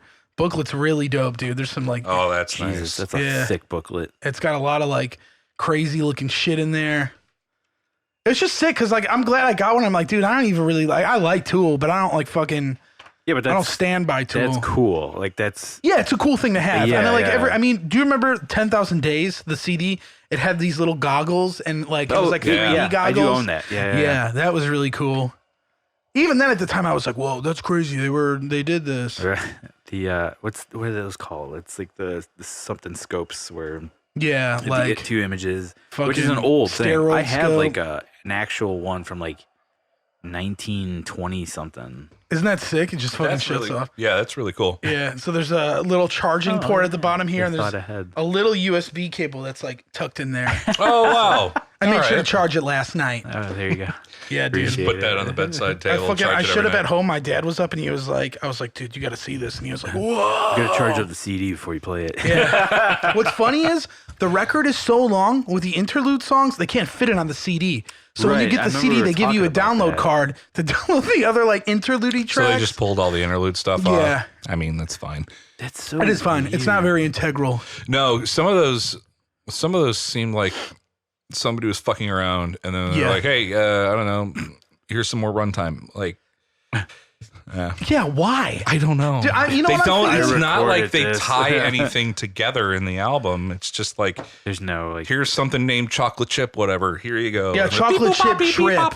really. Yeah, but it's like the sick drum. Danny Carey does this drum solo on it. Yeah, that main keyboard lead is so bad, but all of They always his have to drum do licks are something so with that. sick. I'm just like, oh fuck, dude. Like, I don't want to like a song that's named Chocolate Chip Trip because I'm like, what is this fish bullshit, dude? I'm ragging on Fish so much recently because so many It's gonna be fucking a people have been fan talking to me about them recently, and I'm like, why the fuck do people like? You too, huh? It's very weird, What, are man. you getting it? Yeah, it's strange. Dude, we were in Canada and there was this bartender lady who's kind of cute at our Halifax show. And then she was, mentioned Fish. Oh, and she you're was like, talking "Nah." about, she was like, yeah, we're going to go to this. Me and my boyfriend. I'm like, oh, okay. I wasn't double out. disappointed, but I was just like, all right. So, like, immediately I could turn off that, like, factor where I'm just like, I could kind of just do whatever now. I don't really have to have any precedence. Right, you don't need to impress. But she was her. like, yeah, we're going to go, like, follow this band into the States. We really Oh, want to yeah, do I it. And I remember was you like, talking what? about And she this. was like, Fish. And I was like, oh, We why? can never I want talk to, and she again. was like younger than me. And I was just like, why, dude? this Like, is the last beer I'm gonna get Yeah. from you. Goodbye.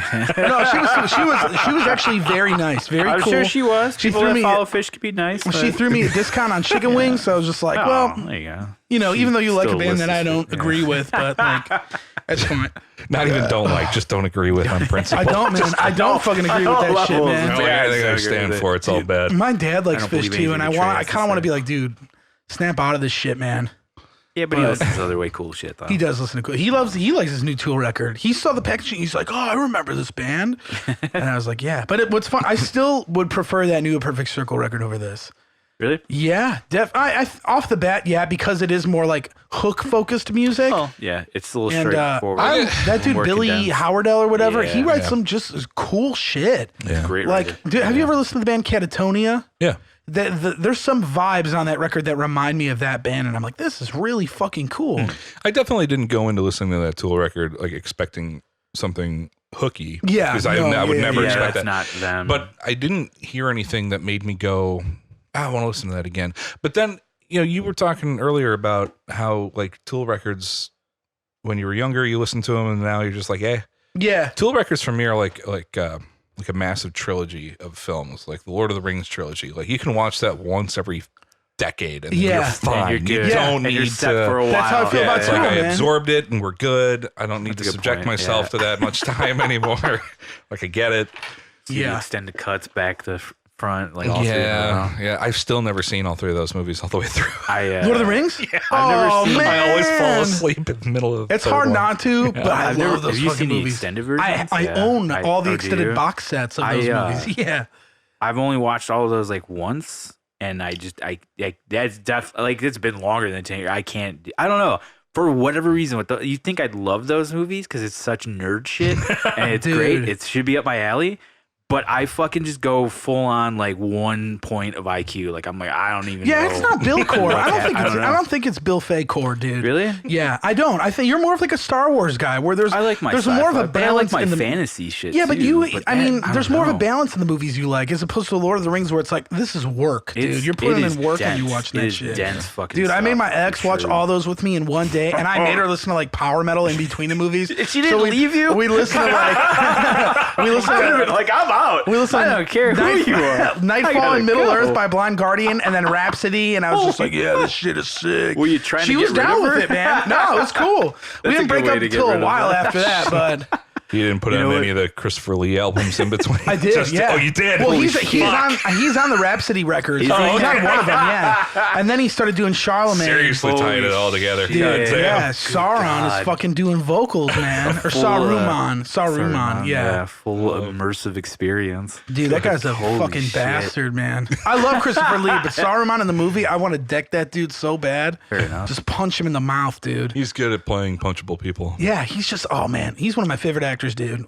My dad introduced me to Christopher Lee as Dracula because my dad loved those Hammer Dracula movies, and I was just like, yeah, this guy's sick. Like, yeah, but he's done some incredible roles. R.I.P. man, pour one out for fucking Christopher Lee, dude. He fucking got into metal when he was what 70 something. Yeah. Like what the fuck? That's insane. Those records aren't like. They're not good, but they're not like bad. All things considered. Yeah, I don't think they're that bad. He's a good singer for like what he does, I guess. Yeah, He's a soprano, I think, and he's just like does that shit, and I'm just like, yeah, man, you're fucking killing it. He narrates Secrets of the Seven Keys. Nah, I'm getting my power metal confused, man. Fuck. How dare you? And Secret of Enchanted Lands, Part 2. That's the Rhapsody record he's on. Screen right now, you. Who is? Joe. Right? Yeah, Joe fucks with Blind Guardian. I don't know if Joe fucked with Rhapsody that much though. He probably did though, to like my extent at least.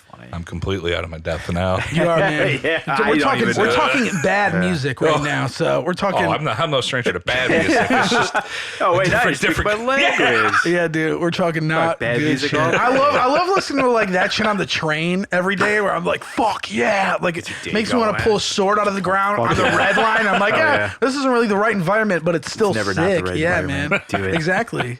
Like that'd be so sick. But yeah, I mean, that's the same thing with me with Tool though. It's like if I hear it in passing, I'm like, all right, that's cool. It's Tool. I don't mind it, you know. Yeah. I can't imagine it ever being bad. Like it's never not, you know. Like, but I'm the same way. Like I'll listen to it every 10 years. I'm like, yeah, I feel like I need to listen to Tool, and I'm like, all right, I'm good, you know. Mm-hmm. But I feel like there's a chance with this. I feel like back to my OG point that I didn't finish.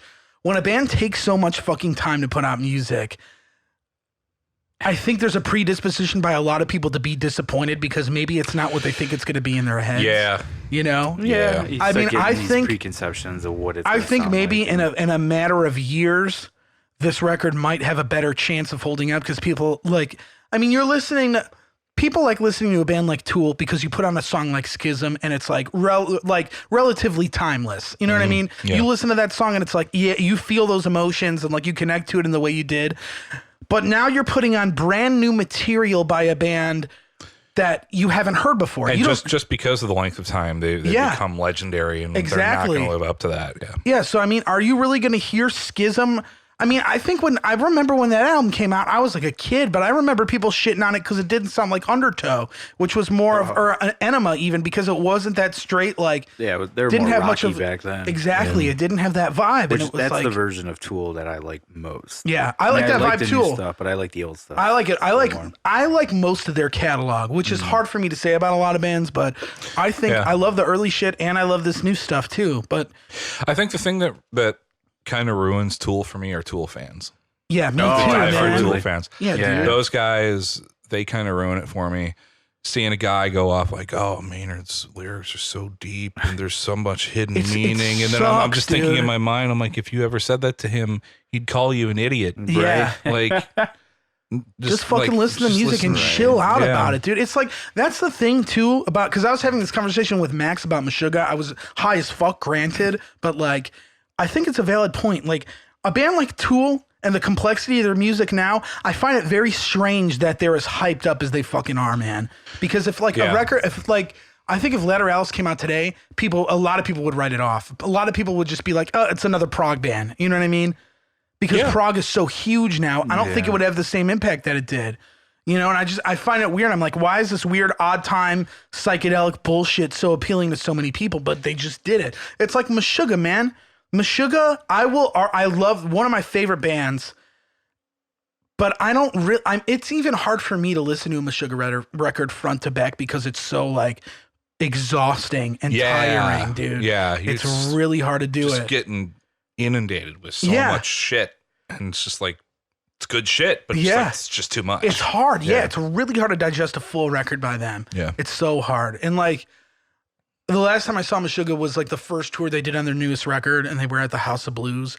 And it's just like all walks of life are here. And I'm like, man, like in my head, I like Meshuggah for my own weird specific reason. I was almost going to say Pacific reason. Specific reason. Your Atlantic reason. And like, I was just like, why does this band, it doesn't make sense to me that like everybody fucking loves them. I don't get it. And I still kind of don't get it. They write sick music, but I feel like three guys would think they write universally. Yeah, it's weird, man. It is a good question. It's not straightforward. Like it's not, and it's like when you're getting into a Meshuggah song, you're probably getting like 3 solid riffs and variations on all of them. Yeah, like the songs don't go everywhere, which I also think makes it more daunting because it's like atmospheric in a way and like hypnotizing in a way where it's just like, fuck, this is like nuts. But then it's like, it's also like exhausting to a certain extent where it's like, fuck, I heard this so many fucking times in a row. You take like, the song that everybody knows, Bleed, like that. There's not a lot going on in that song musically, or compositionally. Yeah. It's just what they do with the couple of riffs that they've got, flipping them around. That's what makes it super interesting. Yeah. Yeah, that they're able to stretch a song like that. And I mean, it's even more of an anomaly to me because that is their biggest song where I'm like, fuck, man, everybody loves Bleed. Like, that's the song in the crowd where people are getting, like, fucking beat the shit out of, too. And I'm like, oh, my God. I think there's a similar, and it's funny that you brought Meshuggah up because Bleed, I think, has a parallel to, what was the Tool song that everybody would challenge drummers to play back in the day? Oh. You know what I'm talking about. There was like one Tool song that everybody's like, "Oh, this drum beat's super fucking hard." Yeah, if you could do it, you crush it, man. Yeah. And then I think Bleed became that. That was the new version. If you could play that, man. Dude, there was a time where I could play that first part in Bleed, and I was like sick, but I couldn't do anything else. Do it again. We could do it at practice. I used to do it with Joe all the time. Yeah, it's hard, man. It's hard shit. Yeah. It's cool though. It's a good exercise. Yeah, I feel like I remember some shit about that. Because that's essentially what that song is. I can't remember what Tool song that was. It Parabola or probably not because that song's more of like the rocky song on that record. I feel like if I don't look it up, it's just gonna bother me. For the next month. That's fair. No, the other thing about Meshuggah that like is interesting is like I've said this like years ago and I always keep saying it, but like Meshuggah has grown on me over the years. I do enjoy them, but I've never listened to whole albums. But you fuck with Corridor of Chameleons. I know you. Yes, I like that album. I haven't listened to Chaos Fear, dude. That's my favorite Meshuggah record. But I always say, like, I'm more of a fan of bands that rip 46 them and 2. Sorry. Oh, that's 46 and 2. Okay. What album was that on? Was that Lateralis? Enema. Okay. I'm sorry, Bill. No, that's all right. No, I like bands that rip them off because they do a condensed version of what they do. Like who? Plenty of bands in that, like, not too long ago, and like Iron Dissonance is a great example of that. Oh yeah, it's total like Meshuggah worship, and it's great because that one album is you get to hear a condensed version of Meshuggah because I really don't want to hear an 8-9 minute Meshuggah song where the riff repeats 20 odd times. I'd rather hear a 4-minute version where the riff only repeats 3-4 times. I love bands that do that, which I don't get why people that are fans of Meshuggah, how come they don't gravitate to more bands like that because those like Iron Distance was never a big band. You know? I just think nobody writes Meshuggah shit like Meshuggah. I mean, no, for sure, but people rip it off. Really, that one record has the breakdowns, but even after that, like I would barely compare a lot of their other, especially the earlier shit. Doesn't sound like it just sounds like a grind band, man. Yeah. Like, the first album, but that album, Minus the Hurt, definitely has the Meshuggah vibes. But yeah, I don't know. I mean, at that point, think of how fucking long it took for bands to start really ripping off Meshuggah. It took a while. It took a long time. I mean, Meshuggah already had probably 6 records under their belt before that happened. You know.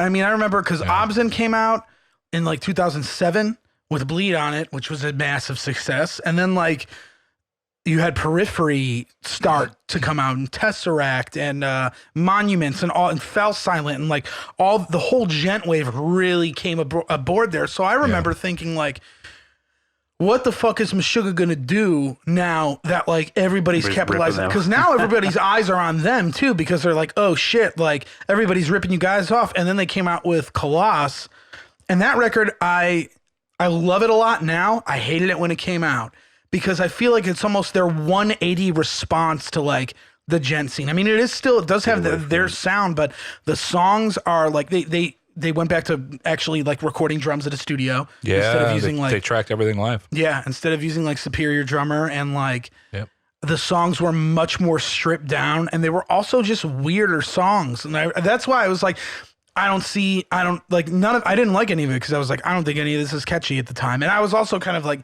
very anti-gent at the time too, so I didn't give it like the proper listening. But like now, like I love going back to that record because I'm like, this shit is so weird, and it's such like it still doesn't sound like Periphery. It still doesn't sound like these bands that are trying to rip them off. Yeah, I think that the answer to your question, like what they're going to do, is just they're just going to keep doing what they do because there's nobody that can really touch them. No. There are people that can distill it down into their own version of it, but it's not going to be like the same weird ass Meshuggah. I mean, even Periphery now, like.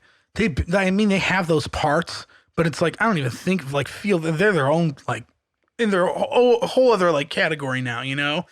Like some of their songs just sound like hard rock songs, like you were saying, like, and I like those. I like usually that Catch Fire song off of P3. Yeah. Or there's another song that ends and it just sounds like fucking something Michael Jackson would have sang. Yeah. Over the end of it, I can't remember the name of it. It doesn't matter, but I mean, it's wildly different from where they started. Yeah. No longer like just pulling direct influence. There's a song on the new record called It's Only Smiles, and it's like one of my favorite songs off the record, and it doesn't even sound like a metal song. And it's sick and it's catchy. And I'm like, damn, this is awesome. Like, I don't know. It's just so weird to see like where a lot of these bands have gone and where they're going and what they've done. And like, I mean, I don't know. It's just all that shit is so interesting to me. Yeah, you know? Absolutely. So I'm curious to see where this will end up in a few years, because maybe people will listen to these songs and find their next schism and be like, wow, I just didn't hear it right at first, but it took some time to kind of grow. And, you know, maybe it's on there. Maybe it's not. Yeah. Maybe people are just going to be like, yeah, this band's washed up as fuck. And like, what's the point? I mean, as soon as I heard that bass riff come in that second song, I was like, all right. Yeah, I got a little nostalgic smile because it's such a distinctive Tool thing, bass tone and thing to do, where I was like, all right, home base, I get it. Literally. But that's like right alongside the thought of, but I've heard this before. Yeah. But all right, so I think you're right. It'll hold up for sure. I don't think it's going to be critically panned or anything like that. Sure. I mean, it's also just the classic case of like, do people want bands to like completely change their sound? You can never win. Yeah, exactly. It's like people try and do something different. People are like, this doesn't sound like it did before. And then people are like, they go back to their roots. Oh, this sounds like everything that they used to. Exactly. And it's just like, which one is it going to be for people, man? Like, to be honest though, I listened to this record and that's what I thought. I was like, it sounds like Tool. That's the first thought I had in my head. I was like, yep, sounds like Tool.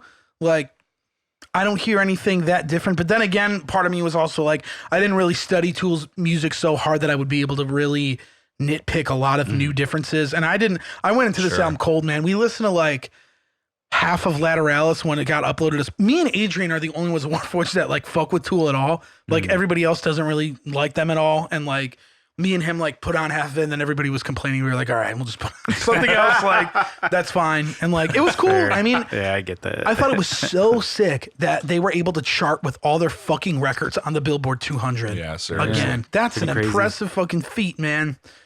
I am like blown away by that.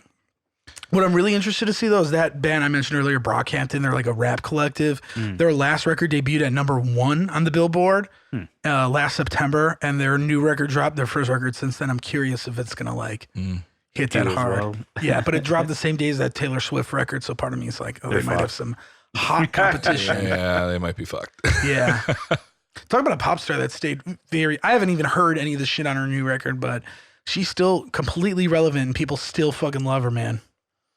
I don't see that with like Katy Perry and shit anymore, you know? Oh, she kind of like lost it. A lot of people did though. You know what I mean? Like, I mean, like she kind of went off the deep end a little bit. What is she? She's just I like think- American Idol now, I think. Yeah, it's just I that think shit. she might be out of the spotlight for a little while after all those abuse allegations came out against her. Oh, Against really? her? Yeah. I don't even No know shit. that. I didn't even know about Yeah. that. I thought she just like kind of lost it and was like did like the Britney Spears like, all right, shave the fucking head. We're going down the rabbit hole. I love was that shit, surprised. Sure, I'll 'cause sign up for a fucking reality competition Yeah. show. Fuck it. I Like, was oh. surprised because I've talked to a few people who have worked with her, and they said that she's just a treat to work with, like consummate professional, no Yeah. problem. But then, yeah, so No shit. So there's probably- allegations floating out there I don't about remember her. exactly No what they were, shit. but yeah, I was like, well, Huh. it's not where I thought that article was going to go. Dude, Alex has a sick conspiracy theory for about all the pop stars that just lose it because he says they're controlled by like Masonic imagery and The, shit, and then they get Illuminati. overloaded with that shit. Yeah. And then their head explodes from it. Yeah, actually. Yeah, that's fair. You know that shit? No, but Oh. that sounds like a Stargate thing that they Are you kind just of. you just winging it? I think Like, it's just a shitty industry chewing up and spitting Yeah, fucking it's just Yeah. young running these people people out, through the yeah. fucking ringer. I where mean, they're, do you like, remember when Katy Perry developing was on mentally. Warped Tour, dude? That's nuts to think that. I never liked her for a pop star. I never thought her songs were that sick. Like, I admire her for like success and all that. But I don't know. There's a couple tunes I didn't mind when I hear them on the radio. I'm trying to think. I don't even know, dude. I like one out of every like 7 female pop singers that are huge at the time. I don't even remember the name of the last one that I liked. She sang that song Chandelier. Oh, And her getup was like she would wear like hair in front of her face because she had some type of disease or something. Yes. I know. You know what I'm talking about? Fuck, what was her name? She's like gone, Sia? right? Yeah. What was Yeah. it? Sia. Yeah. Yes, I do. Her dig song, I thought that. some of her Wait, songs what was were her sick. deal? Why was her hair in front of her face? Somebody told me that she had like some type of like either like a body dysmorphia issue or like Oh no shit! some type I of didn't know nerve that. ending disease in her face where like she couldn't like move all the muscles in her face or something like that. That would be eerie to see somebody. I sing could be without totally being fucking. able to like Complete dead physically eye. emote. I could be completely wrong about that though. I just figured it was like a gimmick, like any of those pop stars. It could have been. do, you It could know? have been, and they just said that. You know what I mean? Yeah. Right. I mean, you got to do something to set yourself apart from like all, Yeah. all the other pop stars. Yeah, This one yeah. dresses wacky, and this Yeah. one's got crazy hair. And I was like, holy shit! Yeah, this one man. wears pink, and this one always wears gold. And I was like, oh fuck. Yeah. Okay. Hey, whatever works, man. It's interesting. Yeah, whatever sets They're you all apart. you know? producers and actresses and models and And photographers it's all the same, singers the same and guys that songwriters are and, writing all that music for them. Yeah, you. Which one is this for? The one in the pink? Yeah, give that to her. This is for the wacky dressed one. Yeah, send that to her. Yeah. Fuck yeah, I guess. I don't know. You know, we go ahead, switch them back, switch them over, switch them over. All What, right, they, that what they sounds- will do, It looks better on you when What it's they- when he's. what they actually do, is they'll write. Some of these songwriters will write a song. They'll send it out to multiple artists to see which one first wants come it, first serve. and then they'll I sell the don't rights to fucking that. doubt that. That's a how great that way to works do quite it. a Just bit. Yeah, I can throw it out there and be like, all right, Yeah, it's weird and crazy. it's super strange. hey, if it works, it works. But I mean, if you think about it, the thought of an artist actually writing their own material that wasn't a thing that really happened until the 60s came along. It was Yeah. very rare for a recording artist to actually write their own material. They Like Elvis sang only the wrote parts one for- song. You had Tin Pan Alley. What's his name? Big one. Chris Christopherson was a huge writer. Yeah. And like for other people, and then tried to do it like once, and like it didn't pan out to him. And he's like, I'm gonna go act. Yeah, I mean, That's how it worked you out had for like him. Tin Pan Alley, where it was just music, songwriting houses and publishers all on this one block, and writing a ton of music, and it's like, well, this one's for this artist and this one's for this artist, and well, this artist needs a new record, so here you go. Right. Yeah. Isn't that like the Swedish dude, whatever that guy's name is, or German dude? Yeah. Yeah, like that guy. I always hear about that guy. But it's true. Like you go on, shit's even on Wikipedia. It's that true. You know what I mean? Yeah. Like it's that true. Yeah. And it happens with rock too, quite a bit. It happens with with Dave Bassett and Justin Rao. I can never pronounce his name. Dude from Red. He's in Breaking Benjamin now. Oh shit. Wrote a ton of shit for a bunch of bands. There's a lot of dudes like that. It happens a lot in rock music. Like, I don't doubt it. Yeah. And then they try to do their thing. I mean, that one girl, Kesha, was like a writer for Pop Stars, and then she was like, "All right, I got Benjamin's money." still a band, huh? Yeah, they're killing it, man. That's great. Good for them, man. I saw them not too long ago. Really? Yeah, that last Soil run I did at that festival in Wisconsin. They were playing while we were setting up. They sounded great from 3,000 feet They had a record away. that came out last year. No shit. Yeah. Good Self-produced. Really? Self-produced, mixed by Their Ben shit Gross. always sounds like huge. Yeah. That's definitely like a vibe they have. And good for them. Yeah. I used to like them. I liked their second record when it came out. I was young as fuck, man. All those records hold up really well. Yeah, I haven't gone back, but maybe I will. I remember liking, was it Phobia, just because the production on that was like pretty awesome. I don't remember liking the song. What was They've always had sound. What was the hit on that one? I think that's the one with that fucking Diarrhea Jane, right? Okay, yeah. It is, I listened to the one either before that or the one before that. Okay. It had like Cold on it was a That song. was the or one So before Phobia. Cold. Okay, yeah, that was a big one. It was in that's one of their songs was in a video game, and I was like, "This is fucking sick." Tony Hawk. I don't know. Excuse me. Might have been in like a Need for Speed game actually, or some shit like That's that. sick. But I was young. I was definitely like in like 6th or 7th grade. Goddamn Yeah, I was a child. kid. I mean, Yeah. that's a band that's pretty much done the same thing on every record with very little deviation, but it's always been consistently solid. Yeah. So it's like you can't really fault them for it. They found, I mean, it's one guy doing all the writing up until this last record. I think this last record's the only one where he's had other band members contribute Really? to the writing. Interesting. Something like that. That's why he, like, when they went on hiatus, he was basically able to just tell the rest of the band members, like, go away. You're no longer employed. Yeah. But Shop's closed. Dude, Yeah. Probably the closest band in that world I've paid attention to is that band Bad Wolves with Doc Hoyle and all They're that, like and that shit. huge right now. Yeah, they're managed by the dude from fucking Five Finger Death Punch. Like their guitar Right, player manages yeah, them. yeah. Did I tell that story on the podcast? oh yeah, that's right. He does. Which one? We played a show. We played a Yes. show in fucking I'll tell you this because you might get a kick out of it. We played a show. I have in, a story about Bad Wolves as well. Yeah, it's not. It's actually about Okay. Five Finger Death Oh, Punch. okay. We played the show in. Kind of involves this. This is our New Five Hampshire? Finger Death Punch section. We played a show in New Hampshire, and I guess like we had hung out the night before we played a show in New York City.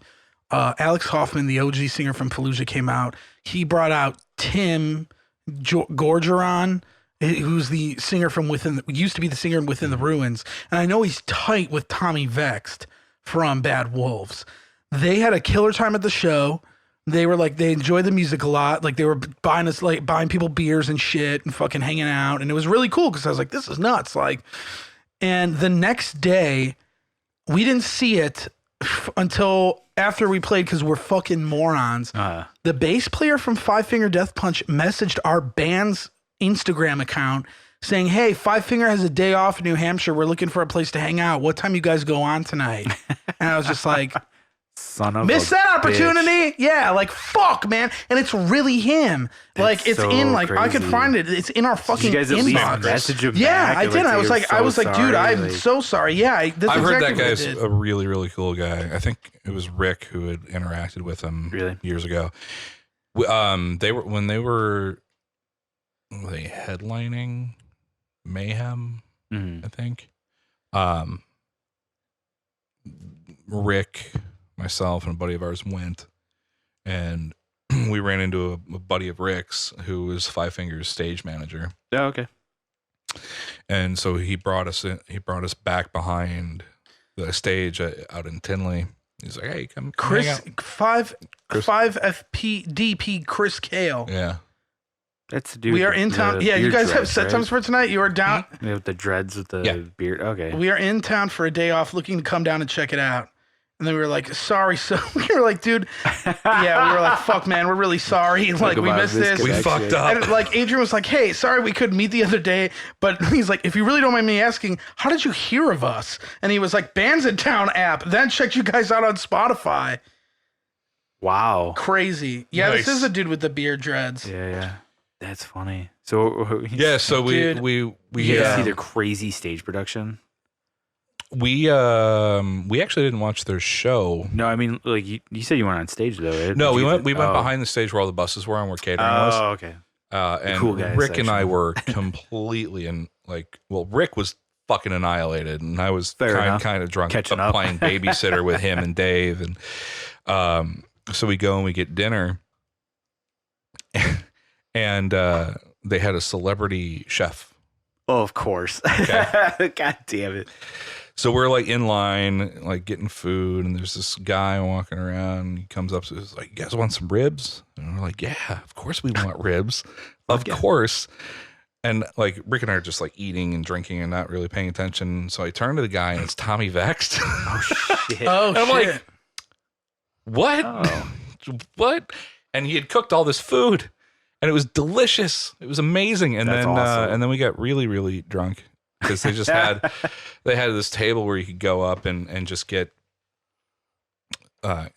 just like, I don't know, you want a pint of Jaeger? Here you go. Here's a pint of Jaeger. Fucking A. And It's a lot of booze. So we're hanging out outside catering, and Rick's doing his little swirl. Yeah. And Dave Neruzowitz is with us, and we're talking, and these guys come up, and they're like, one dude puts his hand on her shoulder. She's like, "Hey man, are you all right?" And I'm like, "Oh shit, that's Brent and the singer from Mastodon." Oh shit. And Rick's like, "Yeah, I'm fine." They're like, "All right, man, cool. Have a good time." And Rick's like, "We gotta go. I can't throw up in front of Mastodon." That's crazy, cool, man. Yeah. Rick was holy shit. Rick was so fucking they funny. had a bunch of lawn chairs set up around like a fire pit. And we're sitting in the lawn chairs, and Rick's like talking to this chick, kind of like, being smooth. As smooth as he can be, right? And turns he's well, Rick can turn on the charm from time to time. Oh yeah, he's good. So he's in charming drunk Rick mode. At least I think he thinks he is. And he's like, "Yeah, so were you like Five Finger Death Punch's merch girl?" Oh no. This chick goes, "I'm Ivan Moody's wife." Rick's like, "All right, yeah, just let's not." And we're gone. We're walking away. Man, yeah. I can't believe that guy hit us up. I wanted to be like, what the fuck, man? Like, because I thought maybe Tim told Tommy Vexed, who maybe somehow was this chain. Related down. Yeah, but I was just like, it's fuck, man, the that's area. weird. Like, geez. That's interesting that guy would just like look that up. Like, yeah. huh, that's cool. I wanted to be like, dude, how do you not hate our fuck? Because we do some weird ass shit that's you never know far with those off the beaten guys. path from like the shit that they do. Not to knock them, but I don't know. Like I've noticed with like the dudes that are in that more commercial rock are like they love the more weird weirder, shit, heavier stuff, Mhm. and then the guys that are all in the heavier weird shit, like all the more commercial rock. It's the weirdest fucking thing. Yeah. It's Like, very true. what cracks me up, like the one dude that I like, really realized that with was Rob from Nonpoint. That dude worships and loves like thrash metal, like old thrash and like heavy shit. Like that's his shit. Yeah, loves listening to it. Knows all about it. What band? From Nonpoint. Oh, Non-Point. But then he's in Nonpoint, and it's like you don't hear thrash at all in his drumming or any of the writing. Like it's pretty funny. My buddy Billy's a mix engineer, and he's mixed like almost every top 10 charting country song in the last decade. Damn, but he's a complete like hard rock and metalhead. Like that's all he listens to is that heavy shit. He's like, I wish I could do my job just mixing that shit, but there's no money in it. Yeah, not at all. There's no fucking money in it at all. Do country. I'm like, fuck, man. Good for him, man. No, good fuck at it. yeah, he knows what's up. Yeah, dude, you can't not respect that shit. good at what he does. Makes us like 8 songs a day. Yeah, it's so funny like now. 45 minutes. Yeah, but Holy you're shit. right, Dun, dude. dun, Like, Out. I would much rather listen to like pop music and R&B than like most metal bands now. Well, it's the whole thing. Like we were talking with Megan, where it's like you get entrenched in those things, and you really don't. If you don't have to do that, you don't want to do it. Yeah. You know, like you kind of want to branch out and just get a breather from that stuff. Yeah. So I like listening to heavier stuff for the. Oh, God damn it! I'm really putting my foot in my mouth compared to what I said earlier today. But like, but for the production, right. Yeah, I'm sticking to it. Like I'll listen to. I gotta see this post later, like Peter Gabriel and shit. Yeah, fuck yeah. Because it's like that's enjoyable to listen to musically, and then I'll listen to the heavier stuff because there's just something really satisfying about hearing like a really well recorded heavy guitar. Oh, for sure. Or like just a face ripping snare drum. Like there's just something really satisfying about that you don't usually get with right. You're not going to get it with the lighter stuff and the pop. Yeah. Oh yeah, for sure. I mean, they have their own charms and stuff. Oh, absolutely. I mean, it's all different palettes, you know, and you get get what you can out of it. Mm-hmm. I mean, for the most part, like I have not been listening to music. Like I haven't even been listening to much. Like usually in my shop, I can, set up my phone or whatever. I don't even do that anymore. And then like I was for a period, like listening to podcasts or stand up like through my phone. And like, I just got bored with that. And like now I just have a TV on at the shop that's just playing game shows and like not even paying attention. I just do podcasts and audiobooks, something that's a little more mentally engaging in a different way than music. Oh, for sure. I mean, the most I listen to music is probably like not counting the stuff I'm working on is probably when I'm flipping to like reference tracks or when I wake up in the morning before I do anything, I put on a record and listen to it to make sure that my ears aren't all fucked up. So yeah, that's a good point. So, but that's more work related then. It's not really recreational then, right? Yeah, it's more background noise while I'm turning shit on, and or especially if I'm working in a different studio. That's when I'm working out at Kiwi. Is I'll pick a record that I love or a record I haven't heard, and I'll just fucking crank it and listen to that while we're patching in the board and breaking up mic cables and stuff. So that's usually the most recreational music. But like, even then, that's still background. Like. Yeah. Like I don't know. I don't like. Yesterday was the first time, and like I don't even know how long it's been. It's probably been over like a month and a half, maybe 2 months that I like actively put on records, and I don't even know why. I don't even know what the occasion. Maybe I finally got bored with like the TV stuff. It's really weird, man. It's like almost every musician or engineer that I talk to, they say the same thing. I barely listen to music. Yeah, because you just, I mean, if it's your job, it's like, it's so strange. I don't want to do it. You know, I'm sure it's like dudes that work in any other industry. Like somebody that's a chef probably isn't going to be like, I'm going to bust out all this shit when I get home. It's like, no, dude, I'm going to make a fucking sandwich and like. Do directors go watch movies? You know, like dudes like that, I'm sure like they don't. Like I'm sure they'll watch the big ones, you know, like but that's another thing of like, that's a point of reference. You know, it's not because like, oh, this got amazing reviews, I need to watch it. It's like, no, I know the quality of this guy's work or all the people that worked on it. I want to see what they're doing, you know? I think there's a benefit to it, though, to not listening to music quite a bit. Mm-hmm. There is, for sure. Definitely. I mean, I think it keeps you on your toes creatively because you're not being inundated with these subconscious, like, influences. Oh yeah, that riff I heard, like I want to do. Yeah. Oh shit! I thought that was a new thing that I wrote, but it's not. You know. Right. It's like, oh, I've heard that before now. But on the other hand, you need to at least dip your toe in the water to kind of keep an eye on where things are going and what's relevant. Some ear on the ground, like listening in. But yeah, I put on Novella of Uriel by Blesman Shed just because I have Spirals in my car and I listen to that. I used to listen to that constantly. It's been a while. I just listen to radio now and just flip channels left and right and until I find something that sounds remotely interesting. Dude, I would love to give you a curated list of shit that I feel. Good. I know you would never do it. Like I was just telling my friend the other day, like she made a joke on Snapchat of like she was at some venue, like a little bar venue, and it was a country band playing, and she's like, "Oh, it's your favorite kind of music," which I don't remember if I've ever actually told her like I fucking hate country. Not that I don't really give a shit about country, but I was like, it's funny that you should mention that. I was like, because believe it or not, there was a country song I heard the other day that I liked, and I liked it so much that I saved it to my Spotify. That's it. Dude, I have so many bands that I feel like you would like that aren't even metal bands at all. Like the furthest thing from metal. And I'm just like, well, Lim Paris to send it my way. No, he wouldn't like it. No, you're supposed to tell him to tell me, and then I'll listen to it. He still wouldn't like vouch, dude.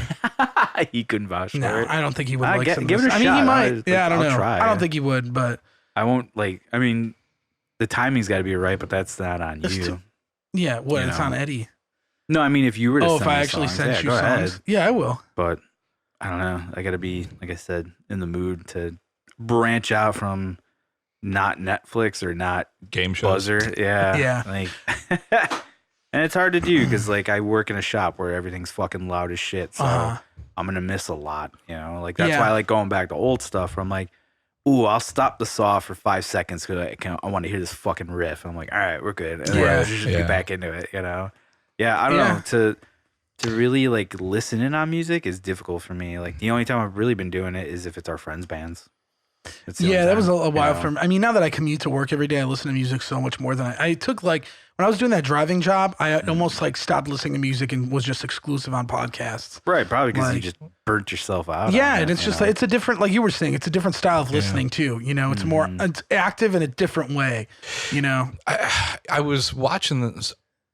I got no fucking life, right? So there's this YouTube channel that Join I watch. the club. Yeah, man. And this YouTube channel is just this guy going back and looking at like old audio and old video formats, right? And like I was watching tapes. Yeah, and I was watching one on the history of the cassette tape. Super riveting shit, right?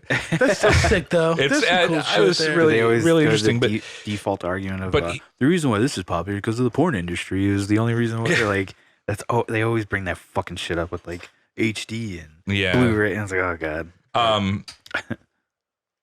But it was about cassette tapes and different quality of cassette tapes and how when the cassette tape and when DAT tapes came along, the record industry got really pissed off, kind of like they did with streaming, because the RIAA was putting out ads like, DAT tapes are killing the music industry and cassette tapes are killing because you're pirating music off of the radio. And I was like, fuck yeah, I used to do that. I used to be so excited about music, and you didn't have access to when we were 12 years old, you couldn't just download a song. No, not at all. And if it was a new single, you had to sit there and wait. Like, oh man, when are they going to play that again? Fucking texting, or not even texting, or call into the radio station. Like, can you play this? Your little cassette recorder, and you just put it up, just plug it in. Got it. And I was like, man, I wish I was still that excited about music and had time to just sit and listen to shit. Right. Because then you'd end up, like, while waiting for your song, you'd hear something else. Hear something else. Oh, fuck, I should have recorded that. Yeah. I gotta wait for that in the next one. But now it's so accessible. It's like... But it's got to just be an age thing and getting busy, because I can't even remember the last time I picked up a guitar that wasn't work-related. Fuck. Yeah. I mean, I could see that. I haven't really... I've now recently been playing guitar more at home, but that's only out of necessity for one of my bands. So well, okay, but you're playing guitar for yourself in one of your bands. Like, it's something that you want to do. Sure. It's not something that like you have to teach a guy his own riff. Like that's not right. I haven't played guitar for myself in months, and it's weird, man. It's like, because I've never stopped buying guitars because I'm an idiot, right? I just moved into a new place, and I moved everything over from the office in my old house, and we just put everything work related into the new office, and the entire floor was covered in like racks and guitar cases and shit. And I put the office in the master bedroom because it's got a walk-in closet. Not the closet you can't get into, because it's just guitar cases and bins of shit. And I'm like, what the fuck? Do I need 15 guitars in this room right now? And then another 5 in storage? Like, it's like, yes, obviously. I'm already looking at buying another one. There like, you go. Why? What are you looking at? I'm looking at buying an acoustic PRS acoustic because I don't have an acoustic right now. So nothing terribly exciting. That is more of a necessity kind of thing. Yeah, man, if you're looking at grab a guitar, I work for Zounds.com now. Oh yeah? Yeah, and I give those massive fucking discounts to the homies. So you guys stock PRS? Yeah, we do stock okay, PRS. We're gonna talk. So if you see any shit online, shoot me a message if you see it in our inventory and shoot it my way, and I'll see what I can do. Okay. Yeah. Way to feed that addiction, Jason. I just want to hook up. Try this little bit of heroin. It's no big deal. Hey man, I could be spending all my money on crack. That's true. Yeah, I mean, it's just like I don't know. I hooked only up like. crack. Only crack. I hooked up one of my buddies from Texas who's like a big Warforged fan. His drummer was looking to buy an E-kit. I hooked them up with one for $200 off. You know, like. Fuck yeah. I scraped a little off the top, and I was able to make. I didn't even do friends and family. I just did it the way we're not supposed to do it, and like, but there's no way of them tracing it back, until they watch this episode. But there's ways I could do shit. So you could even. I mean, Zounds does financing plans too. So right, you know, you could do 4 payments on that shit, man. Interesting. And like, I could still get it to you for a pretty steep discount. It's pretty dope. We're gonna talk. Yeah, dude. Fuck. I know. We do carry a wide variety of PRS shit on our site. Yeah, though. it would be I've one of the definitely, FC acoustics. I've that definitely looked. Just play footsie with you. Whoops. Yeah, man, it's dope. I hooked up Adrian with some studio monitors. Oh, nice. You just got I think JBLs. I saw that. Yeah. Fuck yeah. Yeah, I'm stoked. I'm always happy to do that shit, man. Like, You hooked me up. Hey, that's how we got the camera. yeah, I know. I wish this is how we got the Behringer X32, man. I got a That good would've deal been- on that actually. Yeah. Because that was through like reverb and stuff. And Oh, okay. Yeah. But yeah, man. I mean, I don't know. reverb is. It's I know how fucking music. Dude, I got shit on my watch list right now. I'm like, dude, gear's expensive, and it really motherfuckers is, that are yeah. like horrible over the phones to me get better discounts than my friends. I'm like, fuck that. Like that shit is not flying, man. Right. Like, I'll make sure everybody gets like the good, you know, or at least what I could do. I gotta look on your site for some stuff because I might need something. Dude, I'll fucking hook your ass up beyond belief. I've been looking at. I'm getting into MIDI. Yeah. Really? Oh boy. Yeah. I've gone down that road. I'm just trying to find like right now. I'm looking just for a very simple A/B switcher is all I really need to essentially mute a sound. It's not even a switch between things. But you want it MIDI controllable? Yeah, just to make my life easier with the RJM controller. music. Yes, but I MIDI can't ABY. find the little ABY switcher. I can't find it anywhere. Like, yeah. Well, you have to order it through them. Oh, that's stupid. I'd rather Wah, get wah. like a deal from a friend. Sorry, man. If we got it, that's the whole thing. I'm not gear savvy, and I'm not No, I know you tech have to savvy. hit you up to like. We have to be very specific. Yeah, I make everybody like Adrian was like, "Oh, what do I need to hook this up?" And I was like, "I don't know." Like, wrong guy. yeah, I'm such the wrong guy. I'm so That's bad with so tech funny. questions and like, Whatever. I don't know anything. That's all right, That's man. Yeah, man. everybody's world. Because like a lot of friends just treat me like tech support most of the time. Yeah, anyway. dude. People that would call into Zounds for like, I can't turn on my computer. Oh God, like fuck, man. I'm trying to hook up my DJ controller to my computer. It's not recognizing it. Why don't you call the manufacturer? No, you guys helped me before. And I'm like, dude, I don't know anything about this shit, man. Like, I get that shit like 4 a.m. oh God. Hey man, like Pro Tools isn't working. I don't know, man. Like it's 4 in the morning. Can we do this when I'm awake? Dude, call Avid, And dude. I don't. Yeah, seriously, their tech support is one of the only good things they do. So like, bother them. Dude, a Yeah, lot of right. those companies, like Pioneer DJ, like most of the tech support of shit that I really don't know, like they all have like solid tech support lines. Yeah, I'm sure they That's what do. they're there That's for. We're what they're not paying fucking people tech support. for. We're customer service heads. Yeah. I mean, I was in customer service Right. head sounds. Thank fucking God I don't Like, have to answer those calls. I mean, anymore. I'm sure there's some stuff your guys can do, but it's Yeah, like, basic shit. Like some guitar troubleshooting those guys can do, and like amp troubleshooting. Yeah, like really, that's not what you're there for. Yeah, But people exactly. are dumb, so what are you gonna do?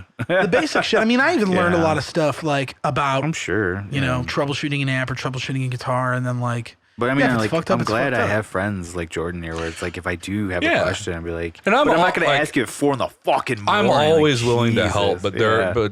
but there are certain people that like there are like 3 or 4 people that just They're always right. And I don't like being that guy where I'm just like fucking Google it, man. But it has gotten to a point with one guy where I'm Googling it exactly what he asked me, then like I'm copying sending the him link. the link. Yeah. like the Google, Like- fine, yeah. Busy.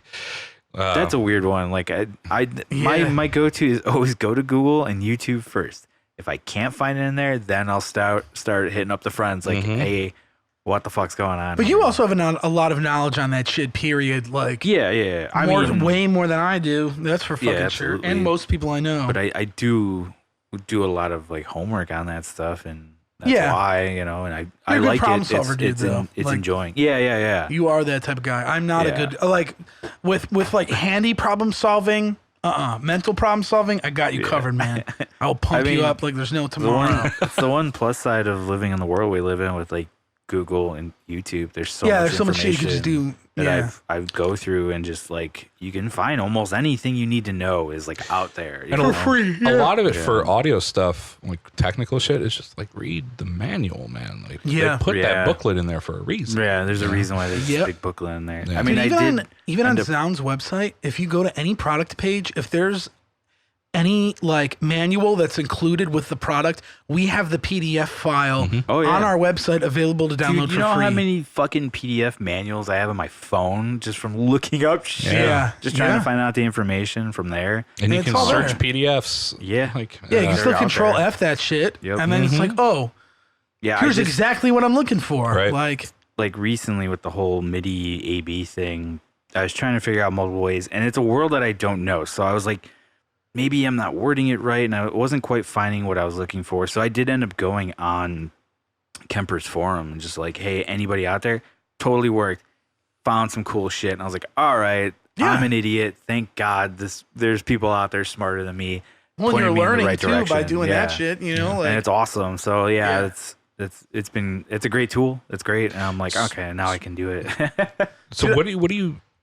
I was gonna say, I've never met anybody in the audio world that's not like the coolest, chillest dude in the fucking world. They're always like, I mean, with all the shit you guys deal with, it's just like, I think it grounds you. Yeah, and it's just like, man, like I just feel bad. Honestly, I'm just like, honestly, the guys who are assholes don't last very long. Yeah, I wouldn't imagine they could. Yeah. I mean, I know so many dudes at my job who are audio engineers that are just the nicest fucking people I've ever met, and I'm just like, I don't know how you do it. Yeah. Like, that's it. I just don't know. Like, because they've dealt with so much shitty people. Yeah. It's like people that are like in the like wait staff, and then people are like, man, I want to. They're like, yeah, I don't want to like. I've seen the assholes of the world. Like, I don't want to be that. Dude, I don't even want to be a burden to like recording engineers anymore either, man. Because all these guys are so nice. They're like, yeah, I would love to track you guys. I'm like, dude, I don't want to like. I don't want to put you through it. Yeah, I don't want to put them through it. You know what I mean? Like, but that's what we do. That's what we love. Like that's our job. Like, I love having like that monstrous drum kit that we were talking about before we started. Like when I found out that was going to happen, I was like, fuck. God damn it. But okay, it's a challenge. It's going to be fun. Yeah. It's different. And let's be totally honest, I'm fucking reheading a drum kit. Like it's not like I'm digging ditches. So true. It's just a lot of reheading. It's just, it's kind of a nightmare, but it's an interesting challenge, and I would rather have an interesting challenge. Now, that's not to say that there aren't guys out there who are like, oh man, fuck, like challenge, just Superior Drummer and JST amp sims and Easy Mix, and then that's how we're going to do your record, because why would I put any real work into it? Fuck those guys. Like, they don't last. Like, they don't matter. Yeah. But as long as the musicians are cool to work with, there's really no burden. And then then I've worked with plenty of assholes that are still like, all right, it was fun to, at the end, after all of the crazy bullshit, in retrospect, it was fun.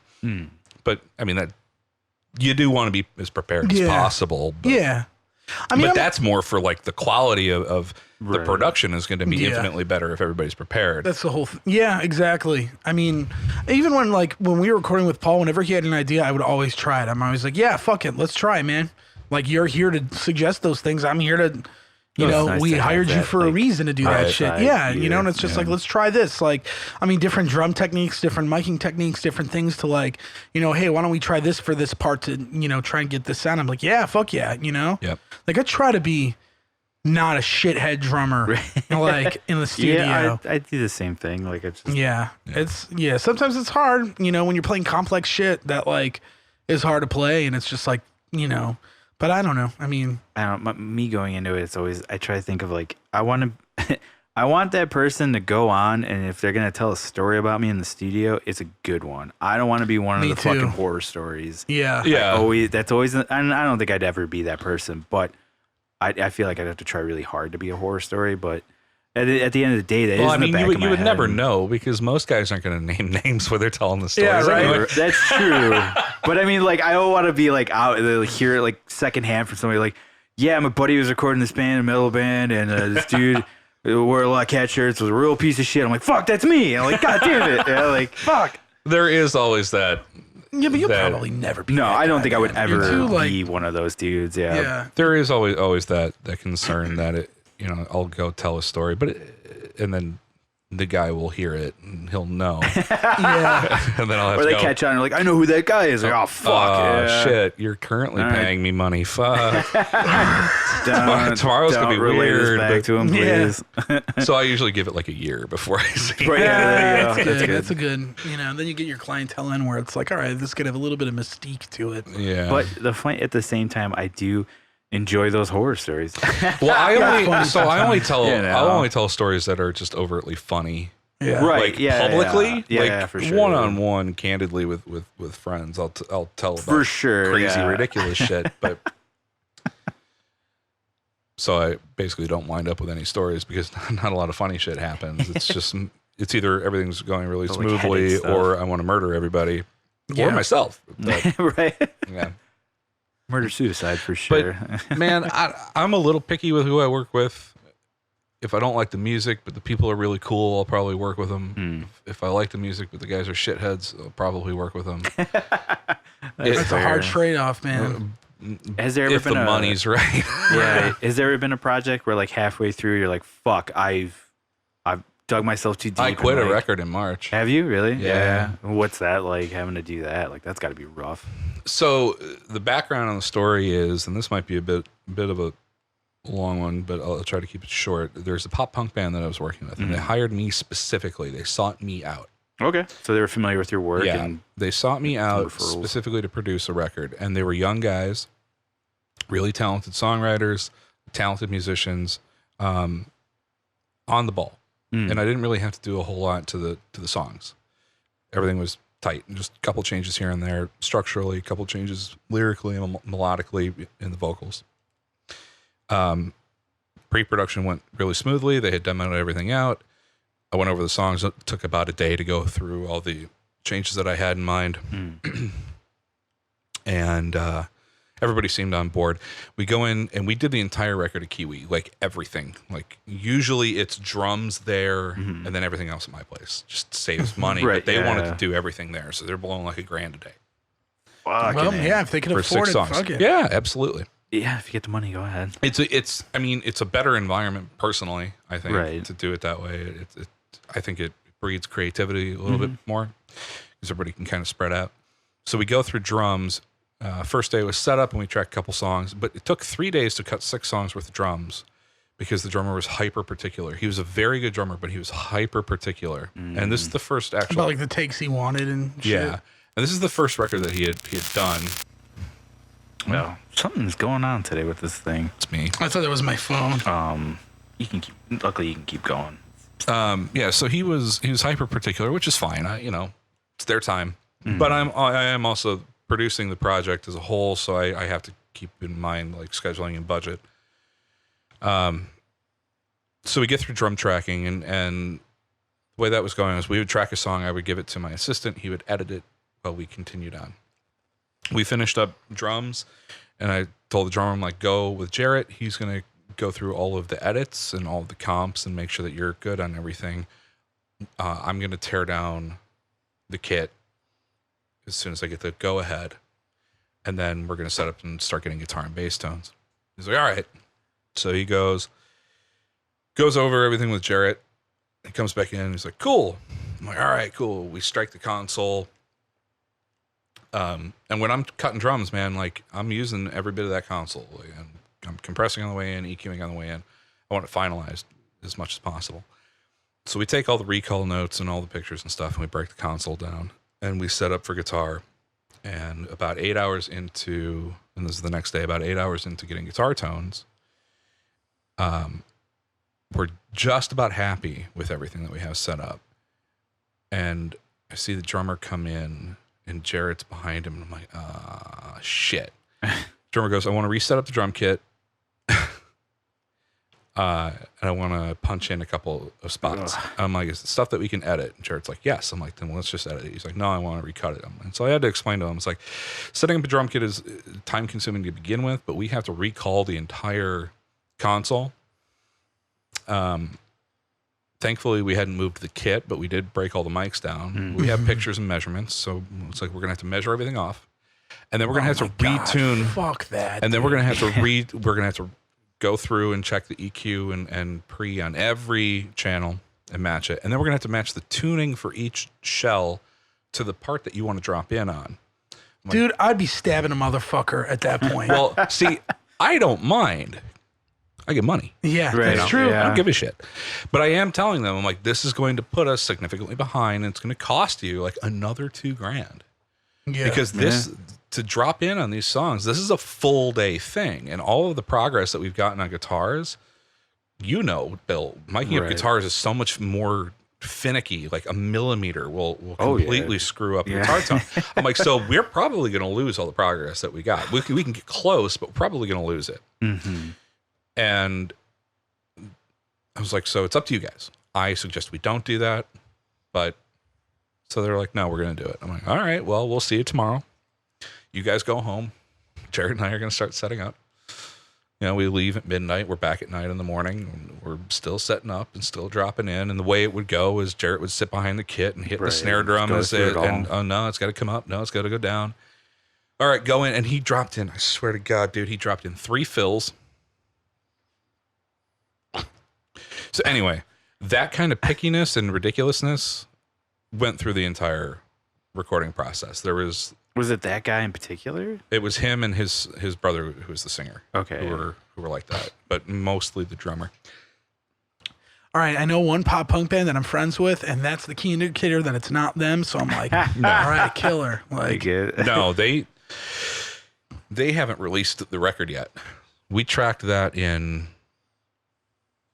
a year ago. Jeez. Oh, wow. So what happened is we finished up everything, and then we went into, when I'm done with a project, I take a couple weeks off, and then I start mixing it, ideally. Doesn't always work that way. But so I started mixing about mid-September, and then in March, I quit. Okay. And the record wasn't done in March, like being mixed. Because of how picky they were? So I would send out a mix, and they would send me a page and a half of mix notes for each song, for each revision. Holy shit. A page and a half. How? And every note was turn X up, turn X up, it was just turn up, turn up, turn up, turn up, turn up. And I'm just sitting there going, well, just use the volume knob because you want everything up. So just turn it up. That's so bizarre. And it was everything. And then, so I'd send it out, and then they would tell me, oh, well, now you got to bring this up. And it's like ridiculous. I'm like, okay. So I had a conversation with them. I'm like, I know you guys, this is the first record you've actually had produced and done professionally. Like, understand. But everything you're telling me to do, it's not physically possible. It's like trying to shove 1,000 people through one door. It doesn't work. Like, yeah, I mean, obviously none of them know anything about sound. You know, like, no. You move one thing and moves another. It's the drummer goes, well, I want the songs to sound like the demos that I did in Fruity Loops. I'm like, well, then you shouldn't have hired me. But you hired me specifically. Hey, can you go download this sausage fattener plugin and put it on the 2-bus? Because that's what I did. I'm like, no. I'm not going to do that. Right. That's not your thing. I'm like, it's not my thing. Like, that plugin is garbage for that application. Like, no, I'm not going to do that. Like, I know what you're telling me to do, but it's not. And it was like trying to convey, like, I know what you're saying, but what you're telling me you want isn't what you want. And what you're telling me you want is going to ruin the record. And so it went for months. And I'm not kidding. I could show you the emails, man. It's crazy. Page and a half. And I was like, usually I would have cut it off a long time ago, but I believed in the product. We had put so much time into it. I'm sure it was a challenge too, where you're like, I got to fucking do this. Right. Like, and then March came along, and I had sent out the final revisions. We had gotten to a point where I was under the impression that it was done. Okay. And I had a session with another band out at Kiwi, and that finished up at 1 a.m. And I got home, and it was funny. I had mentioned to Jarrett, my assistant out there, I'm like, I haven't heard from this band. Since I sent the mixes out, like, we fucking did it. And then I get home and I get an email at like 1:30 in the morning, and it's like, hey man, so we're really close on these page and a half mix notes for each of the 6 songs. God. And so like I'm exhausted. I had just worked 8 a.m. to 1 a.m. It was how long I had worked. But I was like, nope. I go downstairs, fire up Pro Tools, and I just export all of the songs into zip files. And I send it off. I go, I'm obviously not the right one for the job. Right.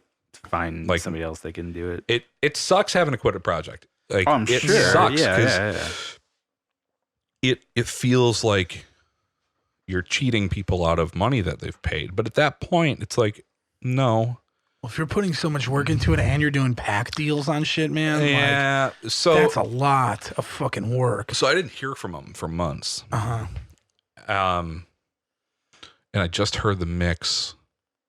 They found a guy in Michigan to mix it, and he like sample replaced all of my beautifully recorded drums, reamped all of my like some of the best guitar tones I'd ever gotten. Reamped all that shit.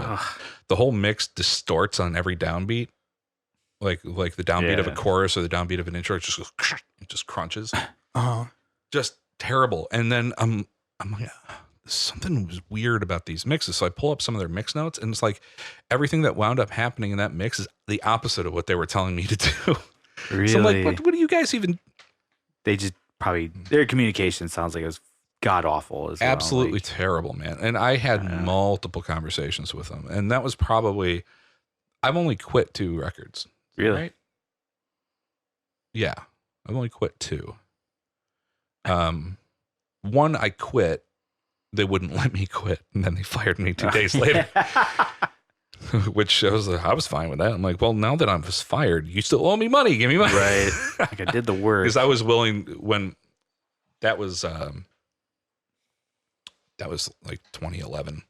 Okay. And when I tried to quit, I was like, we'll just call it even. I'll walk away. I'm not the right fit for this. And they're like, no, we believe in you. And 2 days later, they're like, you're fired. I'm like, okay, we cool. Believe in well, you less now.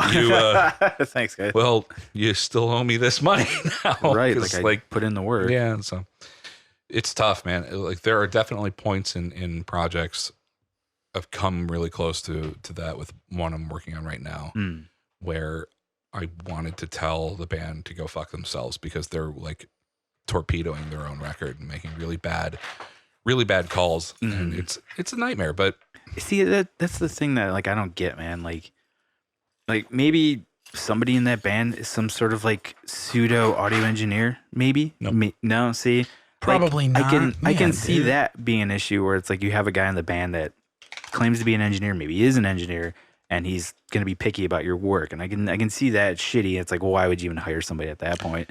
But when I go into these things, I'm like, especially with the last one we just did, where it's like Paul is our guy, and what he says is it. Like I don't really want to argue with him. Like maybe something will pop up where I'm like, this sounds a little goofy, but I don't even think I did that. I was like, no, if that's what Paul wants, because there has to be trust. Absolutely. Oh yeah. Yeah. He killed it, man. Yeah. Like he did He's a great engineer, man. Yeah. Phenomenal. So like I wasn't worried about like, put it in his hands and like that's it. Like I would do that with any engineer that I would back. Like I'd be like, yeah, that's your job. Like right. And I know you're gonna do it. So I guess most of the issues that I do come across aren't even necessarily related to the product. It's more of the way that the client is treating me and communicating. Yeah. So like the one that I'm struggling with or was struggling with recently, that was just down to like them being incredibly shitty and passive aggressive. Yeah.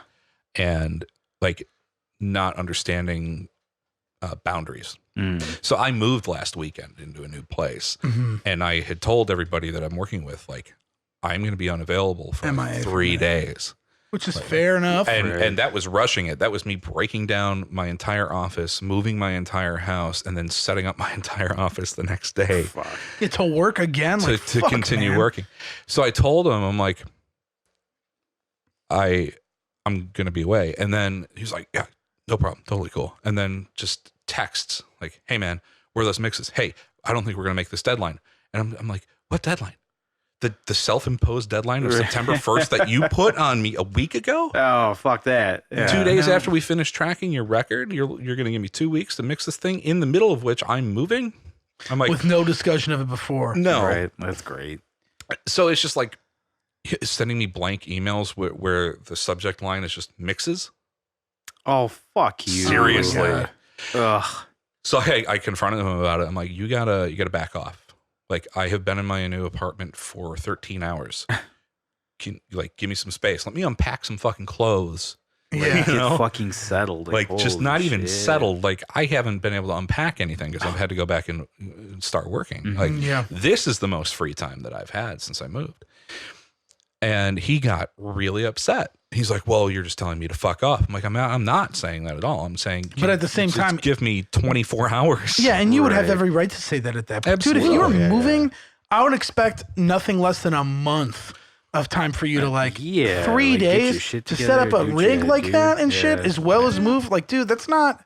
Man, but you're a reasonable, intelligent person, though, and then you come across people that aren't. Yeah, I hear shit like that. I'm like, fuck, I'm so glad that my band's not that fucking difficult. And like, I mean, I remember Pete mixed our record, and like, we initially sent him mix notes and whatnot, but he was getting it like everything we wanted right away. And then I think Adrian went over there a day just to do some like fine tuning touch-ups, and that was it. You know, it's funny you bring that up. That pop punk band, when they were sending me pages of mix notes, like when I started getting those rolling in, I called them. I'm like, what is going on? Am I totally missing the mark? Yeah. Like, what do you mean? I'm like, guys, you're sending me more notes for one song than I've gotten for an entire album in like 6 years. Like usually I'll get like 5 or 6 mix notes across an entire record. Right. Yeah. Especially with a pop punk band. You know what I mean? Like, I mean, granted, it was more like a Day to Remember, pretty dense shit. Yeah.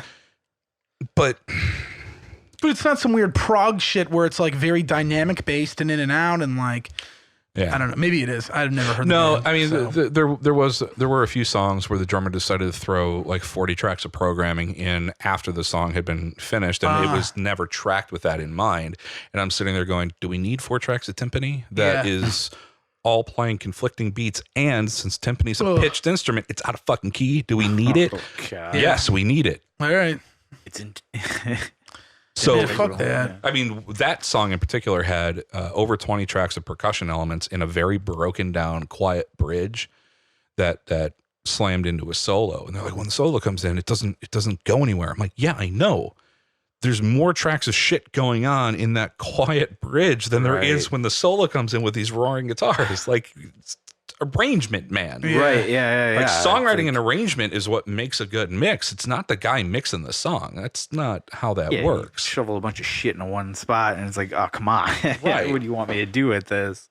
But yeah, and that guy recently, it's just been like every day, just passive aggressive shit, and he's making calls. He's trying to save like $150 on mastering, and so he hired some guy without doing a test master, and it came back completely trashed. And I was just like, why?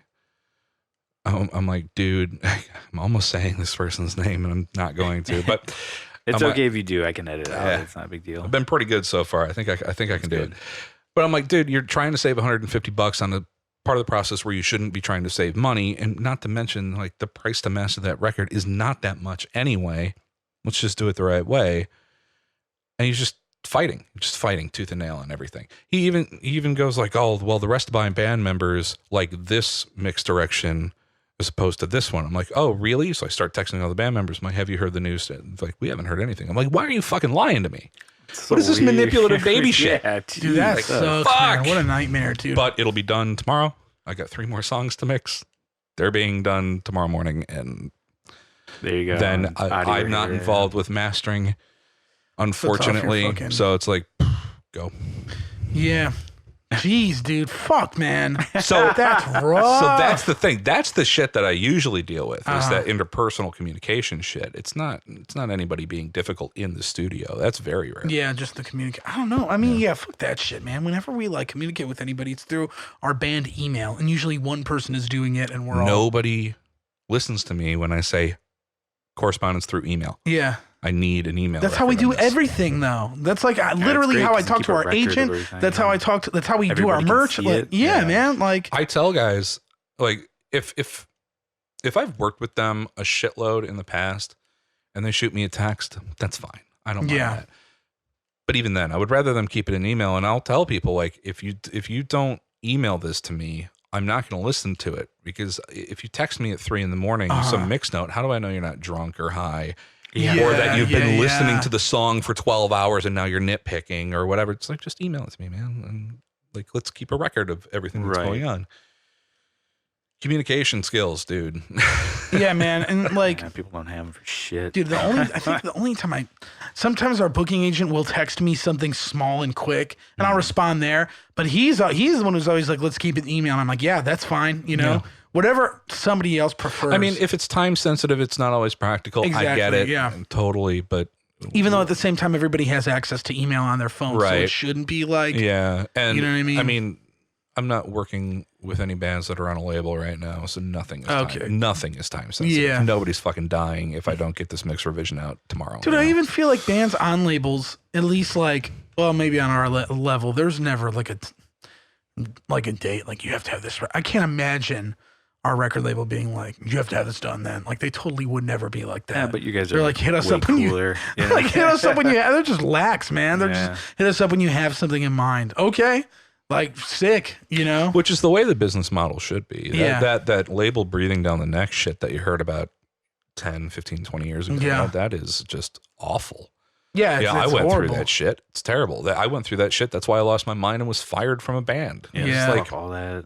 It was terrible. It's weird. Man. It's weird to think of writing music under pressure. But I mean, it makes sense. You know, like your first record, you could draw so much inspiration from and you could take however long you want on it. But after that, it's like, you know, if you're a career musician, if your band is like a career band and you're on a label, and some contracts do have those. We got offered plenty of contracts with like dates like that, where it was like, you have to have something ready, you know, if it's like a 3-album contract, like in, you know, these increments of time. What even is an album cycle now? Is it still a year and a half or 2, or is it like a year? I can't imagine it being more than a year. Now it's like, well, it depends. Like the one contract I remember, it was like 2 to 2.5 years they gave us, but it was like they also had these very weird like ramifications for the record. Like it had to be 10 songs, no more, no less. It had to be like over 45 minutes, but under like 55 minutes or some shit like that. Really weird for a metal band too. And I'm just like, oh, like. No, like right away. And we were just, I remember at that time, we definitely weren't going to sign a contract because like we weren't ready to do it. And they wanted a record right away. Pretty much. They wanted a record by the end of that year. I think we got that offer in like June, and we were like, that means we have half a year to write an entire record and track it. And we were just like, there's no time. Yeah, there was no time for it. We weren't ready for it. 6 months isn't enough time. No, it wasn't. And I mean, we had like a song written and like skeletons of like a couple other songs that ended up being changed so much more before the record came out. And it was just like, I mean, we were just like, it's not the right move. And it wasn't the right move. And I'm glad we did what we did. Yeah. Like, you know, and then we took our sweet ass time writing and doing all the pre-pro we can. So like we got into the studio and it was the least amount of fucking around as possible. And it came together pretty like, I mean, the tracking was rough because like working with Paul, it was kind of like, he was really cutting us a deal on a lot of shit, but we were kind of like in like exchange for that, you become kind of the back burner for the priority things. You know what I mean? Like Paul was still working full time. I don't know if he was really recording any other projects, but it was just kind of like we had to do it when we were free. The tracking did take longer than we wanted. Like, unfortunately, we didn't have a budget where it was like, let's just do this in a week, you know, or 2 weeks, knock the whole thing out. Like we didn't, but I mean, it was the same thing with Roman Ring when we did it with Paul. You know, it was just kind of like we tracked it when he was free and he could do it. And like, at the time. Yeah, and that was fair. You know, I understood that. And I mean, great products came out on both ends, I think. And it's just, I don't know. I mean, everybody deserves to be treated with a mutual respect, especially the people that are investing their time to work on your art. You know what I mean? Like, they don't have to do that. You don't have to take projects unless you like them. You know what I mean?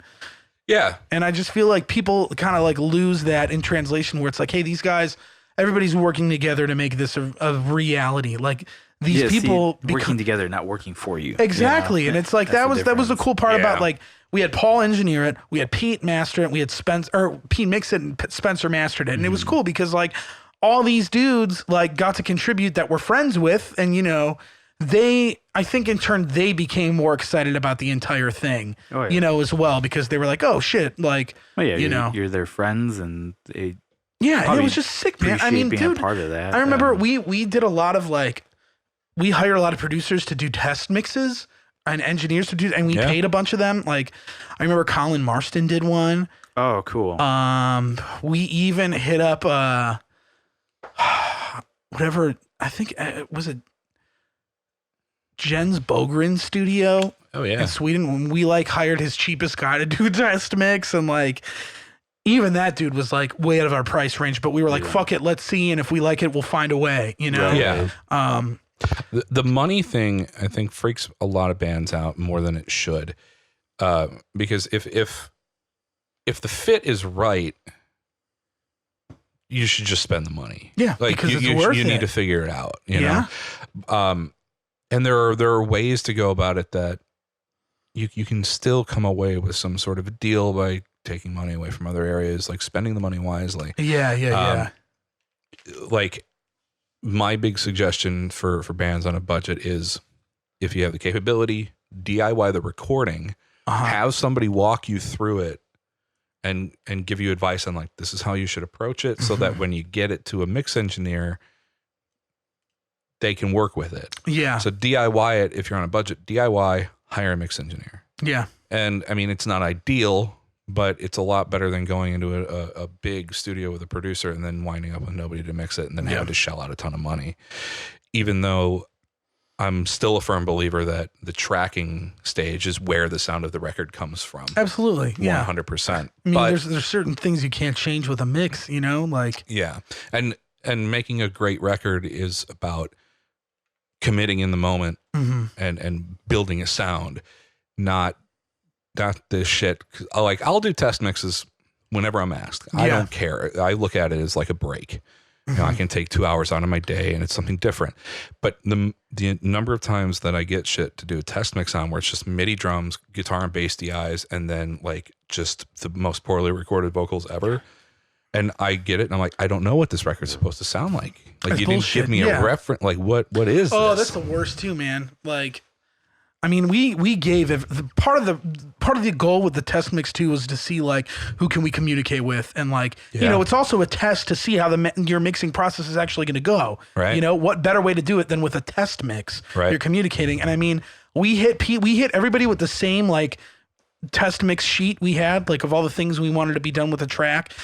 Pete sent his back, and it was just like he knocked everything out without question. And we were just I didn't know what to expect. You know what I mean? I haven't really heard much of Pete's mixes, and he's never done like more of like a death metal type band. So I was just like, I don't know what to really expect here. And he just fucking like, he was better than the death metal guys we went to. That's funny. And I was just like, this isn't, and it was just like, I mean, I remember hearing it being like, holy fuck, I wouldn't change a thing about this. Like, this is fine for the record. Like, and literally, I mean, I think it was a process of maybe a couple weeks at most. I mean, and he had just had his fucking kid too.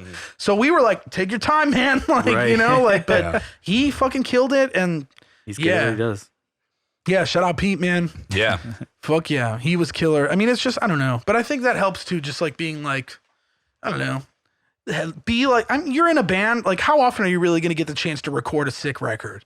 You know what I mean? It's hard to do. It's a hard feat to accomplish. Yeah. It's hard to get the money. It's hard to get the same type of dudes in all your ducks in a row. And I mean, even then, it's like, is anything ever really perfect, or how you're going to envision it? I don't know. I mean, it's like never, and nor should it be. Yeah. That's my whole thing that I try to teach kids who want to work with me as like an assistant or want to learn from me is like, commit. Yeah. Like, you got a great guitar sound. You love it right now. All right. That's your guitar sound. Yep. Stick with it. Yep. Do the record with it. Yep. If you don't like it in the end, do better on the next one. But at least you're creating something and building a sound into the record. You're making a record, and you're not just like doing a sketch and then you're gonna figure it out when it goes to the mix, because that's not when the creativity should happen. You know, ideally, if I engineer a record, whoever I give it to, like, the mixes aren't going to sound drastically different from what I do. No. Like it might be better or worse, but they're not going to be drastically different unless the guy doesn't know what he's doing and just completely fucks it up. But if they're having somebody who's fucking the mix up do the mix, then that's on them. You know? But like this fear that engineers and bands have these days of like having access to all these plugins and emulations and shit of like, oh, we don't have to commit to this now. We can figure it out later. No. It's not a comfortable feeling either. It's bad. It's not how you make music, and it's not how you make records. I mean, you can do it that way, but they're always going to sound subpar compared to what they could have been. Like that pop punk band seriously came up and they're like, we want to record the entire vocal arrangement for this song this way, and then we want to do another version and pick which one we go with in the mix. And I was like, nope, absolutely not. Pick one.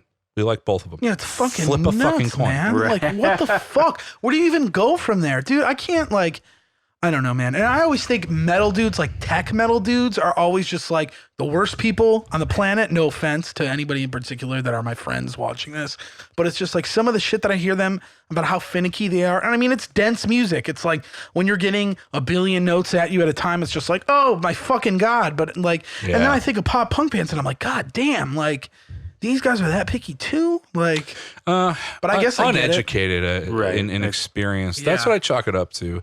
And then being hard headed and unwilling to work as a team.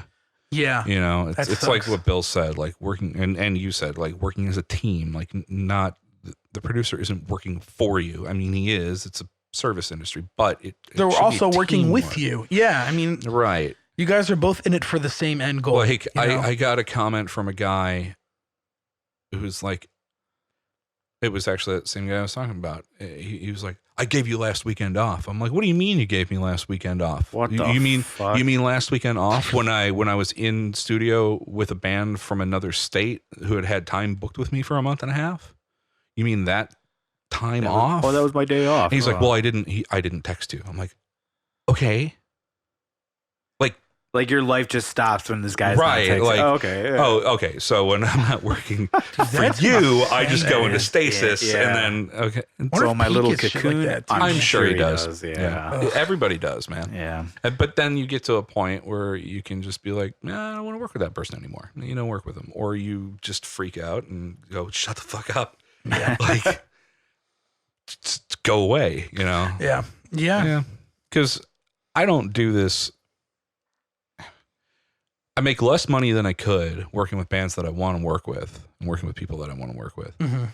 But I do it that way because I want to enjoy what I do and I want to be happy doing it. And if somebody's making me miserable doing the thing that I love, then I can just not do that with them. And I'm fine with that. Sure. You know, but yeah, man, making records is hard. It's writing music is an awful experience. Yeah, man, it is hard. It's emotionally and mentally draining, and making a record is the same way. But there just aren't shortcuts. There really aren't. No, there's not. I mean, there's not going to be shortcuts if you want to make a sick record. I mean, that's still. I think like people get lost in the idea. It's like what. You know, people are like, well, you're just not giving it the time, like to a producer. It's like, dude, their name is going on this record too. That's the thing. You know what I mean? Do people not realize that? It's like they're putting their name is in those notes, dude. So when people hear your fucking record, they're going to be like, oh, this sounds like shit. And like, no producer is going to want to have their name tied to something like that. My job tomorrow depends entirely on the work that I did today. Yeah. I'm only as good as the last thing I did. Yeah.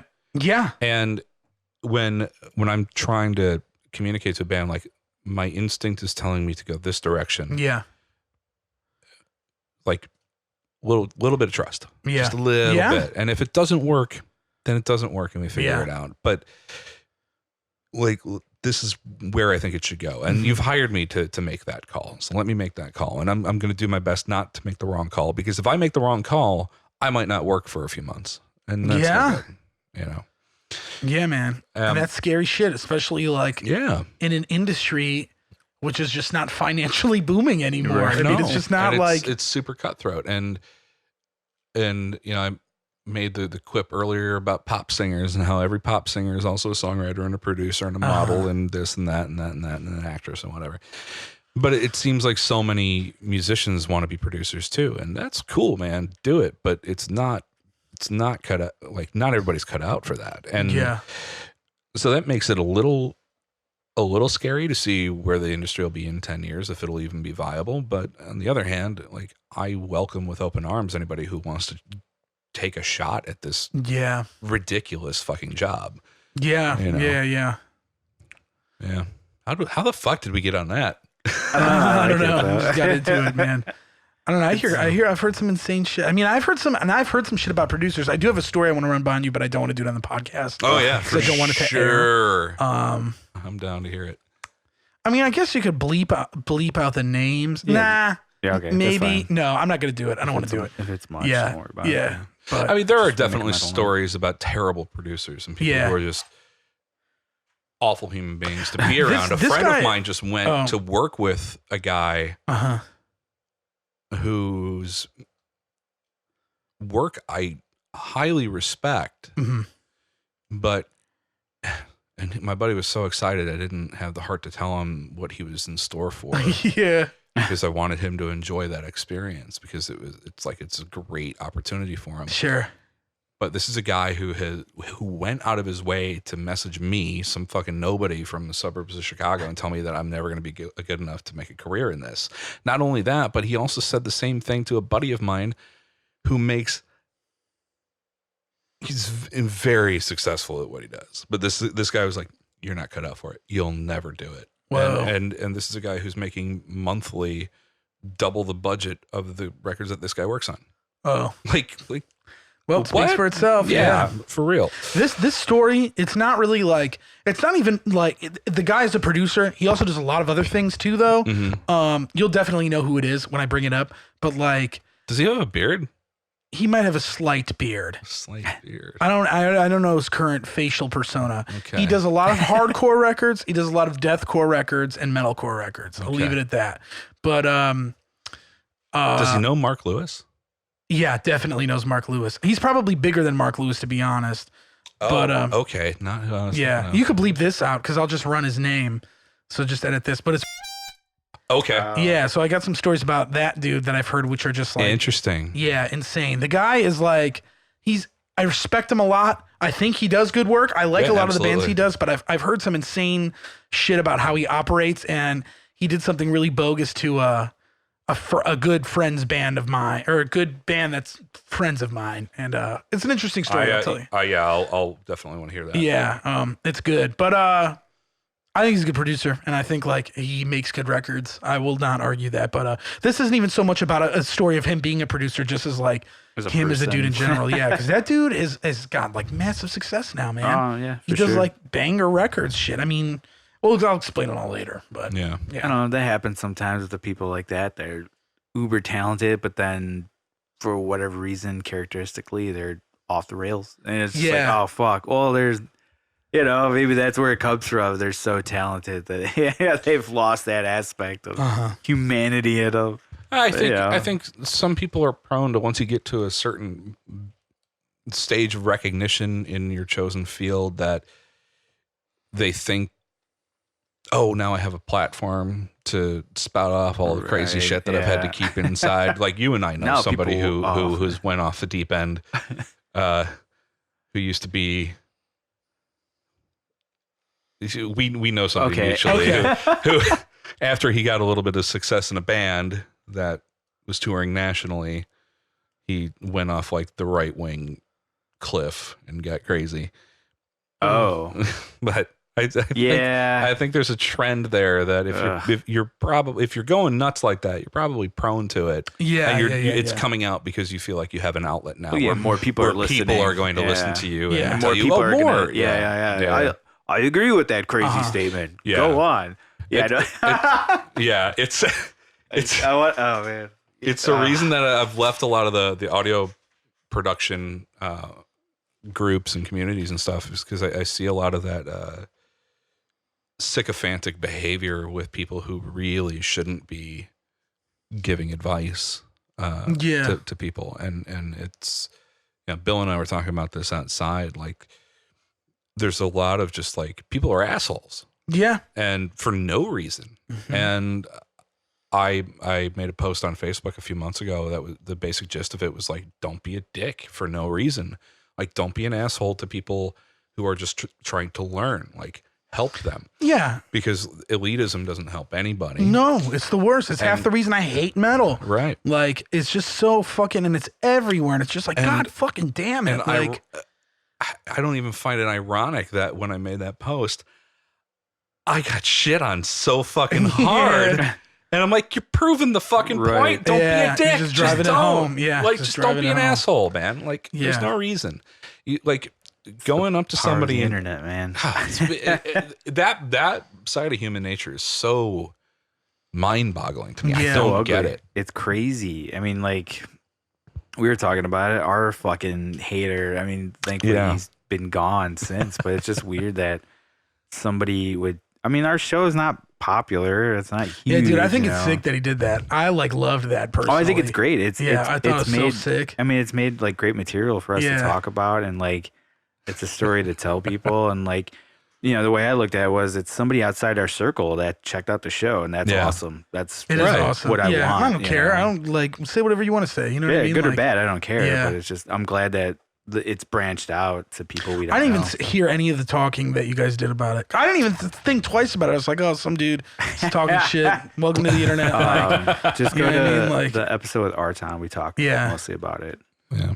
That's so funny that you were able to stretch it into an episode. Like, no, I mean, it wasn't the whole episode. Like, but we talked like the first like 30 minutes of the show. We talked about it, and like it was just like a whole thing of like, man, that dude's just got to be in a bad place. Like, that's the only thing I could think of. I don't know, man. But yeah, and it's easy to talk shit from the internet. Yeah. I wouldn't lie and say I've never done it, because of course I've done it, man. Like, I've definitely said some shit. Yeah, I mean, not like that. But like, I've definitely expressed opinions where I'm like, I think this is lame or something like that, and maybe not everybody thinks it's lame. Yeah, I mean, that's there's a fair. wide gulf. Yeah. There's a wide gulf between being critical of something and just being an outright asshole. Like that guy, that's very attacked us. Like, it wasn't like, oh, this is just a lame show. No, this guy went like tried to go hard, but he was the only reason why I never got upset was like he was totally off base with everything he said. Like everything he said, I was like, dude, you clearly know nothing about us, so this doesn't bother me. I don't know. Yeah, no, it is. My first reaction was like, what? And then like, because we were on the road when that shit happened, and then you like, here, I think it was either Max or Jace was like, hey, did you see this? And I was like, what? No. And then, like, I was like, oh, like, all right, like maybe we're successful now. Like, somebody's talking shit. We must be doing something right. Exactly. Yeah, I don't know. But, he has since responded. Yeah, we never found out who it was. I was thinking, I was like, man, maybe it was Dave, just like fucking with us. Yeah, no, you know, because what I loved about that comment was that he specifically is like, "Hi, Gavin." Oh, really? Yeah, if you don't remember, but like, I wonder if Gavin knows who it was. I asked him. He's like, I have no idea. He thinks it might be somebody from back home, from Akron or something. Well, that's but cool. it's nobody he knows. Ohio like, talking shit on us. Dude, we got people in Ohio watching us. Look at that, man. You're multi-state. Yeah, I'm killing it. We're going national. Yeah, I don't know. It's just like, I don't know. I should look at I have a breakdown of like, you can see where like all our tracks. Dude, I take way less offense to anybody talking shit about this than like my band. That's when I'm just like, oh, that kind of hurts. But like other times I'm just like, yeah, it's fine. You can talk shit on this. Like, whatever. You're gonna think what you want to think. Like, but it's the same thing with music too. I try not to take that shit to heart, because it's like, I don't know. You can't. It's just, that's a weird rabbit hole to go down. People are gonna like it. They're gonna like it. People aren't gonna like it. They're not gonna like it. And you can't get into that, well, what have you done argument, because that doesn't make any sense at all. No, because everybody can be a critic on the internet. That's what like and music. You don't need to be a podcaster to enjoy a podcast. You don't need to be a musician to enjoy music. Yeah. So like that line of argument is ridiculous to me. I hate it when people bring it up, unless it's something really where it's like pathetic shit for sure. Unless it's something where it's like a technical field. Yeah, and somebody's like, you're doing this wrong. It's like, really, motherfucker? Like, do you do this? No. Yeah. All right, maybe, perhaps, let's step back a little bit. But art's art. Yeah, whatever. It's all. And a lot of people do it. A lot of people do art. A lot of people are in your field of art, and a lot of people are in your subgenre of art if you're doing music or anything, you know. It's just like everybody's got something to say, and that's fine, you know what I mean? Like, we've definitely gotten some shitty reviews, and I'm like, that's okay, it's gonna happen, you know what I mean? Like, and then I don't I don't know. It's hard because art is like so up for interpretation to everybody. It's just like, well, how are you gonna? I don't know. It's just like, what are you gonna like get out of it by saying this shit? You know, and it's just like, are you seeing it the same way I am? You might not be. So it's just like, I don't know. You got to take all that shit with a grain of salt. But I don't know, man. I was hoping that I'm like now, because I was like, maybe somebody will put us on their album of the year list, like top 10. But I'm like, fuck, now we got to compete with Tool. And we just happen to release a record. Same year Tool does, the same year Slipknot does.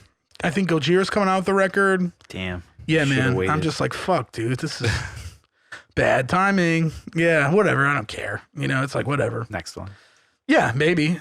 Or maybe we'll do that when like you said it already recouped. Yeah, we did recoup. Yeah, we did something. That's fine. Most like, bands don't recoup. That's very true. Yeah, that is very true, man.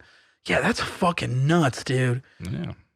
God damn. Yeah, that makes me feel fine. Talk as much shit as you want. Like I recouped. Like we fucking did it. Like absolutely. Yeah, enough people liked our stupid ass album to buy it. So suckers. Yeah, you guys all fell for it. Right to that trap. Yeah, man. That's cool. Yeah, I don't know, but yeah. Yeah, but you know. I don't know. I mean, call me a sucker for liking Tool, some of you guys, but I definitely didn't expect to have an hour-long conversation about Tool today. That's fine. Yeah. It's kind of hard not to when it's such a hot fucking it's the big button right today. now. Yeah, that's cool though because I know Tool's such a polarizing band now that I'm just like, man, I don't know if people are gonna like automatically be like, fuck you, or they're going to be like, yeah, Tool, fuck yeah. But you had a good, like, yeah, I don't mind Tool. I'm like, yeah, all right, that's perfect. Like, yeah. The same. We're pretty middle of the road these days. Yeah, same with me. It's like, I could go either way. Like, we don't need to listen to him, or like, I don't mind listening to him. I just will repeat, though, that it's the Tool fans that ruin it. Yeah, it's the same thing with me.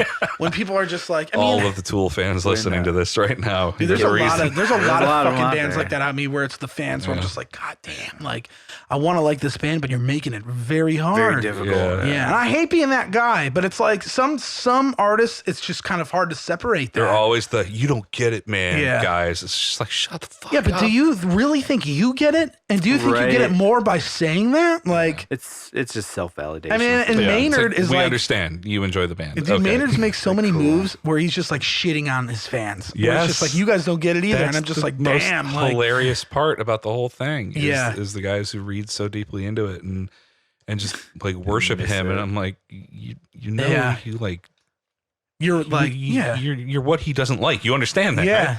And he even said that. He's like, I hate when I've read some interview with him and he was like, I hate when people worship my band. Like, it's weird and it takes like the enjoyment out of the art that we create because I don't think they're getting the entire, or they're not even, I don't know. It's just like, they're missing. Yeah. And sometimes there's music you don't have to get. Oh, you know what I mean? There's all kinds of music you don't have to get. You could just fucking listen to it and like it. Dude, there's so much music now as a 27-year-old where I'm just like, I don't really know how to explain to people why I like this shit. I just do. I wonder if there were people in the 30s listening to jazz standards and turning to the guy and like, you just don't get it. Oh, I'm sure there were. I'm sure there were. Dude, there definitely are. At the moment the thought came out of my head, I was like, there totally were. This shit isn't new. Nothing's new anymore. Nothing's new. Why are we doing anything? Rehash of another one. There's no point to any of this. I'm just going to go home and get drunk. Everything is pointless, kids. That's the moral of the story. Nothing's new. Nothing's original. Give up. Everybody just give up. Collectively give up. And then if they do, we can Except for you, Squiggly Joe. Keep on going, man. Yeah, Squiggly Joe. Dude, Adam T from Thieves keeps messaging me about cum. All right. And I like don't get it. He was just like, I cum new Tool. And I was like, yeah, I think it's good. And then he's like, I know, sick cum, bro. And then he's like, how many times did you come on tour? And I'm like, what? Like, I was like, why are we talking about this, man? I don't. I try not to jerk off on tour. That's like my cleanse unlike time. some people. Dude. Who? I'm not going to say it. I know who. I think you know. Yeah, I definitely fucking know who. But like, yeah, that's because I got inspired by Theo Von, the comedian, because he like quit porn this year. And I'm like, dude, that's fucking awesome that he quit that. And like, he's trying to be, and I'm just like, you know what? Yeah. And I find that I'm more acute and like accurate at certain things when I'm not thinking about titties and butts. You notice it. You notice it when you don't, when you take a long break. Are you on a long break? I'm usually on a long break. Really? Yeah, same. You guys don't whack it every day, 8 times a day? Who the fuck has time for that? Yeah, no. Oh, I know We've people talked that have about time this for it. before. I really don't masturbate that much. We have talked about this before. I've Not never on had the this. podcast, but we've talked about it. Like, Really? Yeah. That sucks. I do it like once a day at least. really? Yeah, I can't wait for my dad to hear this. Yeah. In my house, no. I was thinking, he doesn't give a shit. No, And then I'm he's sure, gonna whatever. It's come a up. natural part. I'm He's not gonna come and knocking bring it it. up to me, like when I'm we had that sure. episode with Megan, and I was like, "Yeah, wait for my dad to bring this up." And then of course he did the other day. what And I'm did like, he "Dude, say? I don't know." He was like, "Remember what you said that thing about like you didn't want me to like bring it up?" And I was like, "Oh, Now so bringing it so up. you're doing it?" Yeah. He didn't even remember what it was, and I didn't remember what it was. So I was like, "Let's just stop here, man," because I don't want to the like conversation figure here that now, out. Dad. We don't want to go Dude, down my that grandpa road. today, when I saw my grandparents, they were like, my heard grandpa the was like, "Oh, you podcast. should send me a link to your podcast." I'm like, No. I was like, "Yeah, I'll do First it." generation, yeah. Second generation, no. No fucking way. If my grandparents heard I was getting high or heard me high, Oh, Jason. yeah. I don't know My how they little would boy, react. man. no. Dude, I was high. I was hanging out with them today, and I got high before I hung out with Oh, them. my God. Yeah, it makes it so much more fun, dude. Degenerate. No, And dude. now they're going to know because this is the episode they're going to listen to. If they did, I would just be like, "You caught me, What's their guys." email? I don't know, but like, Do they have an dude, email? I think I know my grandpa's email, but I'm not telling you. No. But yeah, I'm just gonna broadcast it on this podcast If where anything, anybody I'll can just- email my I'll grandparents. just send them like my work email and try to get some business. Yeah, they won't. I mean, they don't need Need anything. restoration and all. Oh man, Old could, people like, love antiques, man. they ain't got room for no fucking antiques. Dude. They live in an apartment with a dog, man. That's fine. The dog chew on Dude, stuff. I'll smoking fix weed it. and hanging out with old people though is so much more fun because it's like you forget about how slow they are, and you're just like, whoa, you guys are actually funny. Like, my grandpa's always cracking jokes, and I'm just like, I don't know if I should really laugh at this, but when I'm high, I'm like, yo, this is like gold mine shit, dude. Oh man. Yeah, he always says some like sick ass Hanging shit. out I'm like, sober with dude, my yeah, grandmother, man. and she was I mean, pretty I'll hang out with funny. them sober too, but it was just something. We went to go. We saw that new Leonardo or the Quentin Tarantino movie tonight. I saw Oh, Once nice. Upon a Time in Hollywood, Yeah, which was I haven't cool. seen I need to it, yeah. rewatch it again though because I was not in the zone for a movie like that. That was a dumb. Because I was like, yeah, maybe I shouldn't, but then I was like, fuck it, like. And then I did like right before, like I was in my car rolling up, and I was like, yeah, it's fine. So I busted out my little pen, and I was like, yeah, let's do it, You man. didn't share it with your grandparents? I would love to one day. Yeah. Do either one of them have glaucoma? No, I don't think so. Maybe Whatever. my grandpa does. 2020, man. My It's gonna grandpa's be, got legal. labyrinthitis. What is that? It's like a He gets lost in mazes all the equilibrium time. disorder Oh, okay. where it's just like he could get off balance He's by afraid certain of motions that those trigger it. Oh. Yeah. Huh. Labyrinthitis. He watches Labyrinth too many times. One too many times. And Dude, by the way, David shout Bowie out to bulge. Netflix. If you guys are Netflixers, which everybody is, that new Dark Crystal series I just saw the is trailer up there. for it. Yeah, boy. It's Oh, sick, shit. dude. That was Have like you one of my started favorite- watching it? I started watching the first episode, and it's Pretty cool. cool. Yeah. Yeah. They still use real puppets, which is sick. Yeah. they I mentioned mean, there that. is some CGI for sure, but like, yeah, it's so sick, dude. I'm gonna go home and like get high and watch it. Nice. I'm pumped. Yeah, dude. But I'm very fucking excited. ripping my way through the Expanse right now. Yeah. Oh, nice. That's one I haven't seen, but people keep telling Man, me. I keep- Yeah, I my brothers are just like, you gotta watch it. You gotta watch it. And I had tried. Netflix? It's on. No, it's Amazon. on Amazon. Oh, Didn't okay. it get moved from It- another? Like from it moved. It moved a couple times, times, right? Yeah, it's one of those shows that like they're just fighting the good fight, trying to stay out. Yeah, you got to get past that first season. Yeah, is it a little rough? Slow. Yeah. Yeah. Good after that. Well, that's how that sci-fi stuff is, though, because it's like they have No, to. this set is a up this little, world, right? little It is just slow. That's It fair. dragged. Like I don't mind something that takes some time for world building and all that. But man, I was just like the time I had tried watching it before, I got 3 episodes in. I'm like, I think that's enough. I think I got the. I think we can move on. I think to the I next got it. thing. Turned out I didn't get it, but yeah. Oh yeah. Fair. Man, Netflix. I'm having trouble with them recently, man, because it's like they take off everything I like, and now it's so many originals that I'm just like, Everything I has don't that even fucking know N what's on it there now. anymore. Yeah, and I know they're just buying shows from other countries too, and like calling them Dude, Netflix yeah. exclusive. There's so many weird like Yeah. foreign films with the Netflix logo on it that I'm like, what the fuck is going on here? Yeah. But I don't know, not my thing. Anyway, you think we should wrap it up? Yeah. It's been a long one. I still got to tell Jordan that story. I want to hear this. Yeah, remember, edit that shit out. I don't want it to be I got it, here, Mark. so. I just got to take the name Should out, I say the name again just to make your life? Maybe take a little bit of that section out because I don't want to reveal too much. Okay, I can do that. Yeah. That's no problem. Anything you'd like to plug before we head out? No. All right. Plug the studio or what? GlasswallStudio.com or KiwiAudio.com. Nice. And then I produce records. Give me money. What's the Instagram handle? Oh shit! I don't know.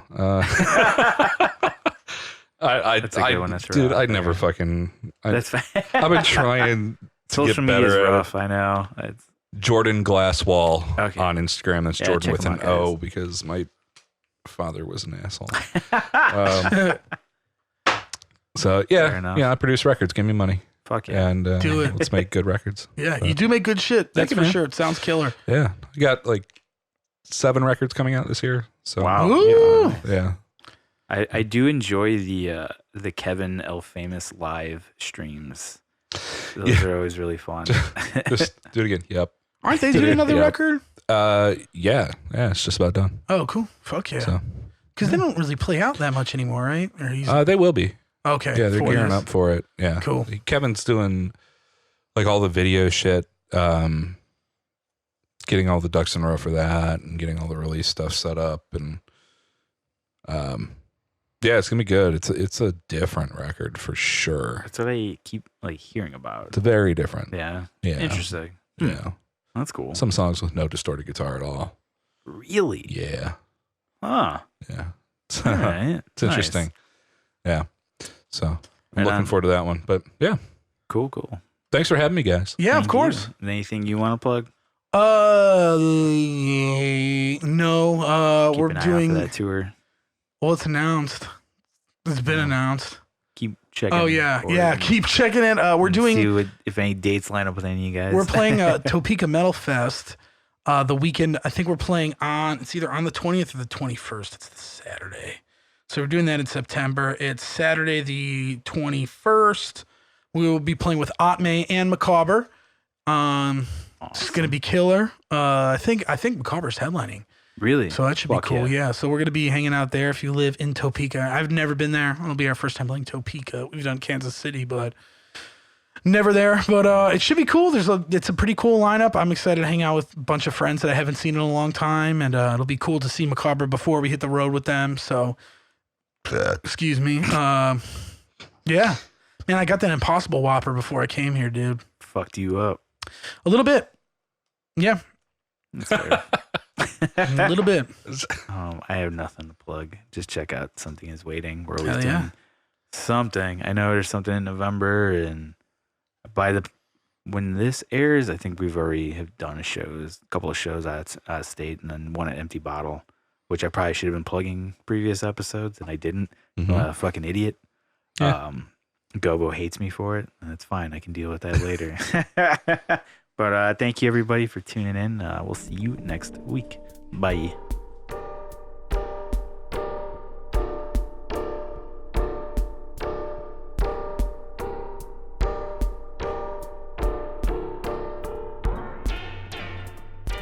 Whatever. There's going to be some whacked out music behind it anyway. Fuck yeah. All right. Hey guys, thanks for listening. Don't forget to like, comment, subscribe. Thanks. Perfect. That's all you're going to get. Short and simple.